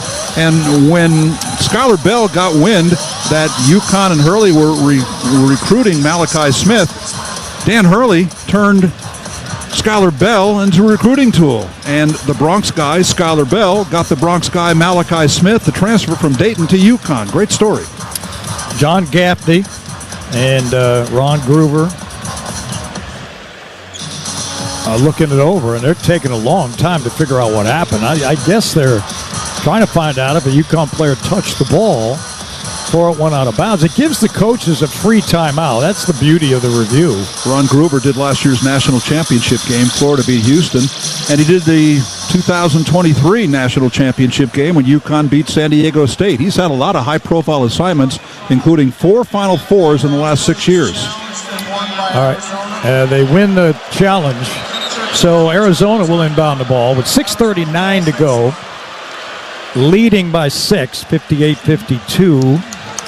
Did not have Eric Riba going 1 for 3 from three-point range in my bingo card. But UConn needs some offense. He did make one. All right, they looked inbound. Pete gets it in to Burries. And Braden Burries hands it over to Jaden Bradley. Comes across the timeline right to left. Now to the right sideline, guarded by Jaden Ross. Pete hands it off to Korchenkov. Now Burries try to attack down low and kicks it out to the high post. Krivas back to Korchenkov. They go alley-oop to Krivas. Krivas, good D by Riba. And he's blocked from behind by Ross. And it's saved by Demery into Caraban's hands. What a block by Ross. Caraban front court gives to Riba. Back out front to Caraban. Now it's Demery. Block came along the baseline, but UConn couldn't run. Arizona had numbers on defense. Now here's Demery into the paint. Backs away, foul line extended right. Back to his left. Kicks it over to Ball. Ball into the paint. Cut off. And Riba going to try another three. Short. Rebound. Pete. And Demery chases him down. And a foul has been called on Demery, I believe. That is UConn's 7th. 4th on Demery. It's going to be 1-1. So you look at the significance of Demery in his 4th foul. Remember, he's the one who made the big plays down the stretch when BYU Saturday cut a 20-point lead down to 2. He's a playmaker. He's a scorer. He can be. Demery with 10 points in this game on 5 of 9 shooting, but he's the first player to get 4 fouls in this game. And that's what UConn's going to need. Somebody to get hot here late like BYU did. They couldn't miss for about 6 minutes the other night at TD Garden. They got within 2. Almost won that game. All right, Koa Pete, free throw short. Rebound, Stewart. Front end missed. Smith to the front court right on the right sideline of Ball. Back out front to Malachi. He's guarded by Burries, big man. Gives to Riba at the high post. Back to Malachi. Malachi on the right wing. Looks out front to Ball. Ball into the paint. And he had Riba, but he didn't get it to him. Malachi drives inside. Gives to Riba, who lays it in. Nice pass by Smith. And it's a 4-point game, 58-54. 5:40 to go. UConn down. Career high 12 for Riba. All right, Bradley hands to Pete. Fires it left to Korchenkov. Started by Stewart. Back out front to Pete. He's got Caravan on him. Pete wants to go one-on-one. Instead, he hands it off to Korchenkov. They're all looking to go one-on-one. Pete tries to attack Caravan. Fadeaway, tough shot. Back rim, no good. Riba got it. And Riba hands it to Smith. Malachi to the front court. Starts to his right. Fires over to Caravan. Open for 3. Caravan got it. And now it's 58-57. And Tommy Lloyd's got to stop the bleeding. Get him in the huddle. Got to reorganize. UConn's not dead yet. 4:38 to go, and it's a 1-point game. Malachi Smith with his 7th assist of the game. He's not scoring, but he's dishing it out. He's 0 for 4 from the floor, but Caravan now with 8 points. Open look from the left side, and the Huskies cut it to 1. This game reminds me of a game in 1997 in Hartford after UConn had lost Kirk King and Ricky Moore, and they played Kansas in Hartford. Shorthanded with 2 starters missing in that game, and UConn stayed right with Kansas, and the Hartford crowd was phenomenal in that game. And that's kind of what's happened here, as UConn down 2 guys who would start. Can't forget Braylon Mullins, who's close to coming back with the ankle injury. But, of course, Tarris Reed also with an ankle injury. And shorthanded by 2 guys who would be starting in this game. And UConn is down to Arizona 58-57 with 4:38 to go. It's an amazing similarity in my mind. Long way to go. Arizona has 2 timeouts. Dan Hurley used a couple earlier, and now UConn's only got 1 timeout left. Next foul by Arizona. Huskies will be shooting 1-1. Yeah, the reason that UConn's short on timeouts, they called 2 in the first 4 minutes of the second half when the horse started leaving the barn. And the student section is in an uproar right now. They've been hanging around for a day and a half trying to get into this game. Well, some guys were sleeping outside since Sunday night. I came by and talked to some of them yesterday. There's about 10 of them here, and they had layers, they had laptops, they had lawn chairs, they had sleeping bags, and they wanted to be in the front row in that student section. And you brought them cups of coffee, I'm assuming. No. All right, Arizona, front court left. There's a blow-by Bradley into the paint. Almost traveled. He gives it to Kravis, and Kravis dunks over Ryba. And that gives Arizona a 3-point lead, 60-57. Bradley with a great play to set up his big man. Kravis has 7. Karaban front court right, out front to Ryba. They're not guarding him out there. They're challenging him to shoot it. Here's Malachi Smith. Wheels around, takes a handoff back between the rings. Starts to his right, into the paint. He kicks to Ryba. He's going to try another one. That one is good. Oh! The big man delivers a triple, and we're even at 60. Keep challenging him, please, you Wildcats. Here's Bradley, the Krivas front court left. Harchenkov in the far corner. Bradley tries to blow by Smith. Can't do it. Hangs in the air. Missed the shot. Tipped. And Ryba got the board. And UConn, tied at 60, can get the lead. Smith front court right. 3:20 to go. Starts to his right. Keeps his dribble left-handed. They're looking to set up Karaban. They get it to Alex. He starts left up a screen by Ryba. They're doubled. One more time. Ryba, no. Back to Karaban on the left sideline. Pete cuts him off. Back to Malachi. Karaban, dribble penetration. Attacks Krivas. Lost it. And Stewart got the rebound. The garbage man lays it in. 62-60. UConn with a lead. After trailing by 11. Del Orso to Pete, who attacks Ryba. And he got his own rebound and put it in. What a play. And we're tied at 62. Pete with what a play by him. He got lucky, though. The bounce came back to him off the miss. 62 apiece. Pete with 13. 2.5 to go. Malachi Smith, front court right. Guarded by Del Orso. Now Ryba. Hands to Ball. Ball starts right. Back to Eric. Gives it up to Malachi on the left sideline. He cuts up the screen of Ryba. UConn standing around right here. Malachi trying to dribble by his man. Step back jumper. Tough one. Good! Oh, he beat the shot clock by a half a second. And UConn regains the lead. 64-62. 2 minutes to go. Bradley better get a timeout, you Wildcats. You better tuck it over. The roof's coming off.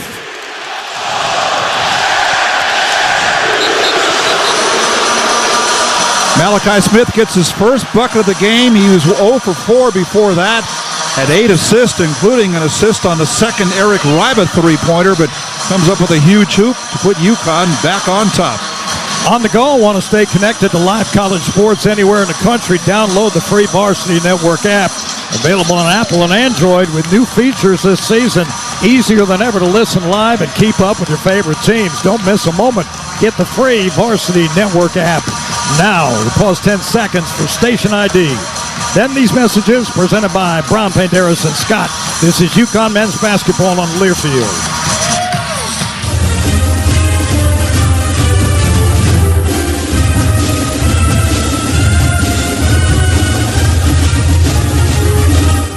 At M&T Bank, we're continuously working to provide value to our customers. Like Lou, the CEO of UFOS, a revolutionary footwear brand. I think the thing I like most about working with M&T Bank is knowing they care. They sincerely care about us as a company. It's not just about the business transaction. They personally care about our business and our success and would make decisions that go above and beyond to achieve that. See what banking together can do for you at mtb.com/together. Member FDIC. Hey, Husky fans! It's college basketball season, and SeatGeek is the official ticket marketplace of Alley Oops. SeatGeek makes it easy to find tickets so you can be a part of all the courtside action this season. Whether you're buying or selling tickets to UConn basketball games or to any other live event in your area, SeatGeek is the place to do it. SeatGeek is the official fan-to-fan ticket marketplace of the UConn Huskies. Let's go, Huskies! SeatGeek. Which schools will take home the prestigious Learfield Directors Cup for the top college athletic programs for the 2025-26 college athletic season? Check out the criteria and follow the year-long standings of your favorite team at L Directors Cup on the X platform or online at thedirectorscup.com. Trophies will be awarded in June 2026 to the winning institutions in all college sports divisions. The Learfield Directors Cup, powered by NACTA, the crowning achievement in college athletics. The UConn Huskies are on the air. Now back to our Connecticut Chevy Dealers broadcast location. After the game, it's the Hard Auto Group post-game show. Highlights Dan Hurley's post-game interview, stats and scores, courtesy of the Hard Auto Group. Proud sponsor of UConn Athletics, bringing you championship deals every day. You got to drive hard. Shop in-store or online at hardcars.com. Well, this game is as advertised, even though UConn missing a key player, leading scorer, rebounder, and shot blocker, and they're out-rebounded 40-23, yet they've got a 64-62 lead with 2:03 remaining in the second half. They were down by 11. 49-38 with 14:51 to go. Since that time, they've outscored Arizona 26-13. And Eric Reiba's been a big factor in that. 2 3-pointers made in the second half. His second one tied the game at 60. Jalen Stewart gave UConn the lead. Then after Pete's layup, Malachi Smith, a 15-footer to beat the shot clock, 64-62, and here we are. Arizona to inbound the ball, front court left. And Anthony Delorso gets it in. It's in Jaden Bradley's hands. Bradley guarded by Malachi Smith. Straight on the basket, starts to his right, a screen by Pete. They get it to Koa Pete. Left-hand dribble, almost stolen by Ball. Delorso, pick and roll Pete, dives inside, and a foul is called. He was able to draw contact, and they call it on Reiba, I believe. So he's got 4. 2 men with 4 fouls. Demery and Reiba now, with 1:47 to go in the game. Well, Reiba's certainly got to be careful now because UConn needs his presence on the floor. He's been a factor in the second half comeback. Reiba with 15 points to lead UConn in scoring, 6 of 10 shooting. And Pete misses on the front rim. Short. They're 3 for 7 from the line in the second half. After going 11 of 13 in the first. So Demery comes back. Malachi Smith comes out. And Pete, shooting into the student section, gets a second chance. Here it is. That one is good. So 1-point game, 64-63. UConn leads with 1:47 to go. And Ball across the timeline, left to right. Looks to Demery, gets to him on the left sideline. He's guarded by Bradley. Demery starts right, kicks to Ball. Ball with a 3, tough shot. No good. Rebounded by Pete. There's a 3-ball, 1:28 to go. And Arizona has the ball. Jaden Bradley. The Ball now 1 for 8 from 3. Bradley starts to his right. He attacks Reiba. Pull up mid-range. No! Air ball. Who's got it? Krivas, and he put it in. Oh, the ball ended up in his hands, and Arizona gets the lead back, 65-64. Rebounded it off the floor. Oh, 1:06 to go. Now it's Demery, front court right, off the screen of Reiba. Starts to his left. Gets it to Reiba. Reiba looks to his right. Hands off to Caravan. Caravan in the paint. Attacks Krivas. Skips it across court to Stewart. Stewart cut off. Now they're down to 7. Demery's got to go to the basket. He does. He puts it up. And it was off him with 3 seconds left on the shot clock. They're giving it to Arizona. And so, with 44 seconds left, Arizona leads by 1. Just UConn's 5th turnover comes at a critical time. Good D, though, by Arizona. They forced UConn to try to drive it to the basket. So, 30 seconds on the shot clock, 44 seconds left in the game, with Arizona leading 65-64. And I suspect Arizona will try to go inside again. That's been their MO for much of the game. Although a 3-ball would pretty much put this thing out of reach. But they're 2 for 10 from 3. Here's Bradley between the rings, front court left, guarded by Demery. Taking time off the clock. It's down now to 15. Got a left-hand dribble. Backs away at the timeline. He wants to go himself. Starts to his right. Now behind the screen of Krivas. Backs away. Left-hand dribble. Spins on Demery. Trying to back him down.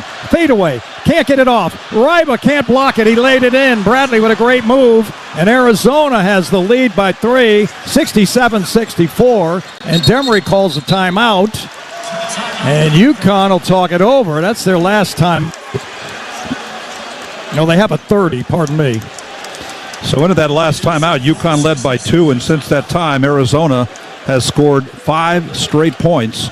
Even though the Huskies have hit 5 of the last 6 shots from the floor, they need a big one now as they're down 3 with 13 seconds to go. Yeah, Jaden Bradley, star of the game right now, 21 points to lead all scorers, and those last 2 were big time. I want to say something before we go here, that they had a moment of silence before the opening tap for a great guy, Bob O'Day, who for over 20 years has been the official timer, the official scorer down at center court for UConn home games, men and women. They had a moment of silence for him before the women's game on Sunday. They had it here today. At 76 years old, he died of heart problems. He was officiating a boys soccer game in the state tournament a few weeks ago at 76, but he had a heart problem that reared its ugly head, and we lost him. And he's such a good guy. Mike, you work with him as well, and it's a big loss, and I just want to say what an awesome guy he was. Yeah, he was a real gentleman. Really a nice man, and felled after triple bypass surgery, and he was a fixture at UConn sporting events, especially basketball, on the scorer's table, and we will certainly miss him. I will miss him, having worked with him in a few events over the years. So down 3 with 13 seconds to go, obviously need a three-point shot. So your best three-point shooter coming in was Alex Karaban, 12 of 19 for 63%. Alex is 1 of 2 in this game. And, of course, Solo Ball has been the big three-point weapon during his UConn career. But as Mike just said, he's 1 of 8 from 3 in this game. So does that mean that Karaban gets the look? Demery, 0 for 1. He's 1 for 5 on the season from 3, and the one he made was second half against BYU on Saturday. So who gets the look? Well, UConn with 13.3 left. Arizona has a timeout. Now, they could foul and put UConn on the line to shoot 1-1. That's a possibility, too. I think if they leave Ryba open, he's got to shoot it, Wayne. He's made a couple of them. Well, Arizona certainly knows that Karaban's probably the most likely candidate to take this three-point shot.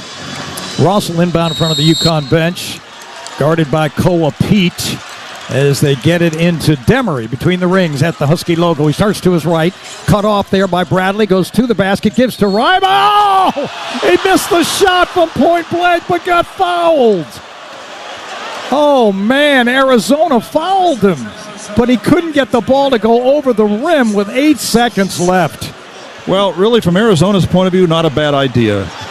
Ryba was 1 for 3 from the line before tonight, and he's 1 for 2 in this game. Although that ball, you're right, just hung on the rim. If that drops, he could tie it with a free throw. And the first one up, no good.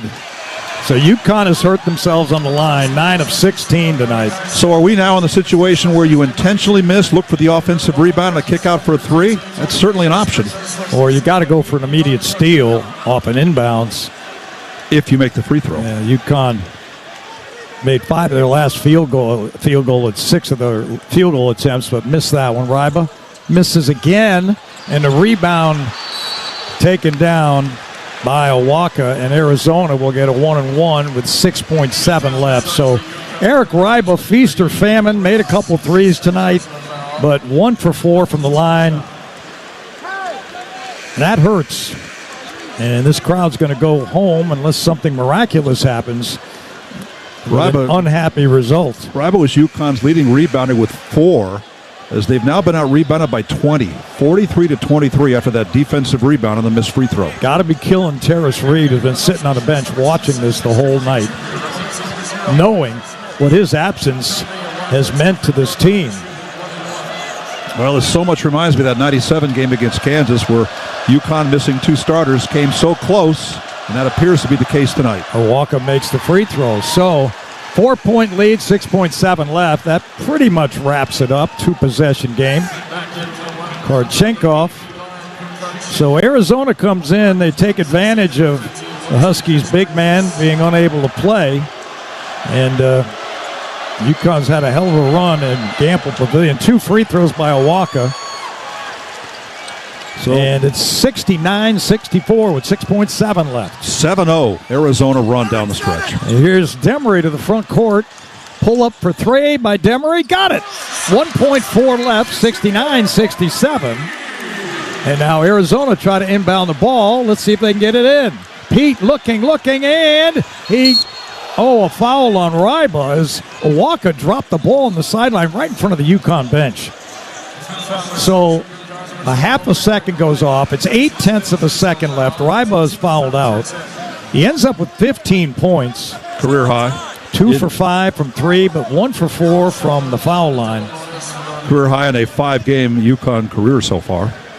But he showed me something tonight. He showed that, he went against, in a tough situation. Ryba ended up playing 28 minutes. His prior career high was, I think, 18 against UMass Lowell. Let me ask you this. Do you remember Donovan Clingan in his freshman year having a game like this? No. Good point.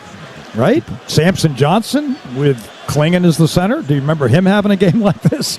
This guy's a backup center, freshman, playing in his 5th college game, as you just mentioned. So it's not going to end up with the result UConn wants, but I think he opened some eyes up in this game. I really do. Well, 2 of the big guns for UConn kind of had subpar games. Not that Solo Ball's 14 points are a bad game. He averages 16 a game coming in, but 1 of 8 from 3 is not good. And Alex Caravan held to just 8 points, 1 point coming in the first half. Shot just 2 of 5. Only took 2 3-point attempts, 1 for 2. Maybe you credit the Arizona defense for containing Caravan on the perimeter, not letting him go off, because entering this game in the first 4 games, he'd been 12 of 19 outside the arc. And that's where size comes in, right? Their backcourt has got some size. Anthony Delorso is 6'6", Braden Burry's 6'4", they're guards. And that makes a difference, I think, when you got guys that size out there defending on the perimeter. And Jaden Bradley's 6'3". So, that's what Dan Hurley's been talking about the last year or so. UConn lack of size last year in the backcourt hurt them on certain nights. And tonight, without Tarris Reed, their lack of size really hurt. Caravan's 8 points tonight move him past Emeka Okafor and Rashad Anderson on UConn's career scoring list. He's now at number 21 and rising, even though they could have used a few more points from him tonight. So Arizona will have the ball. Some of the crowd is headed to the exits as Awaka will go to the line. Tobey Awaka. He just made a couple a moment ago to seal this game. He had 7 rebounds. Don't forget, Wayne, Koa Pete had 12 rebounds tonight. 16 points and 12 rebounds. Awaka's free throw's good. So 70-67. UConn with 0.8 of a second left. And the Wildcats, as Awaka makes them both, are going to get out of here with a victory. Came a long way from Tucson. Demery looks to inbound it. He gets it into Stewart, who throws it up at the buzzer, and that ends the ball game. Final score here tonight: Arizona Wildcats 71 and UConn 67 as the Wildcats celebrate. It's center court. Doesn't happen very often here at Gamble, but it did tonight as the Wildcats come away with a victory. They're now 5-0 as UConn loses for the first time this season. They're now 4-1. Huskies fought back from 11 points down to take a 2-point lead a couple of times with about 3 minutes to go. Last time 64-62, and then Arizona scored 7 straight points before putting this game away. I think this is a tribute, though, to the culture of UConn men's basketball. Yeah, they lost this game by 4 to a good Arizona team.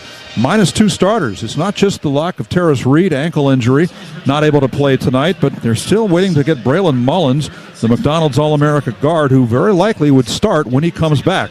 So the fact these guys are able to compete and stay so close, have a lead with 3 minutes to go, I think it bodes well for UConn down the stretch. Well, I hope you're right. There are no moral victories, but you are correct. Without Tarris Reed, it was going to be a tough assignment for UConn, and Arizona played well all night long. They deserved to win with the men that were on each side in uniform, and they come away with a 71-67 victory. Stay tuned. Hard Auto Group postgame show coming up. UConn falls by 4 to Arizona here at Gamble Pavilion tonight. From Brown, Panderas, and Scott, this is UConn men's basketball on Learfield. UConn fans, When it comes to sports injuries, do you know where the Huskies go? UCONN Health, Connecticut's only public academic medical center. Our doctors advance research and train future generations of healthcare experts. All while offering the latest injury prevention, treatment, and performance improvement. UCONN Health, we're delivering care that changes the game for athletes and for everyone. Learn more at uconnhealth.org. A true teammate takes on every day with a winner's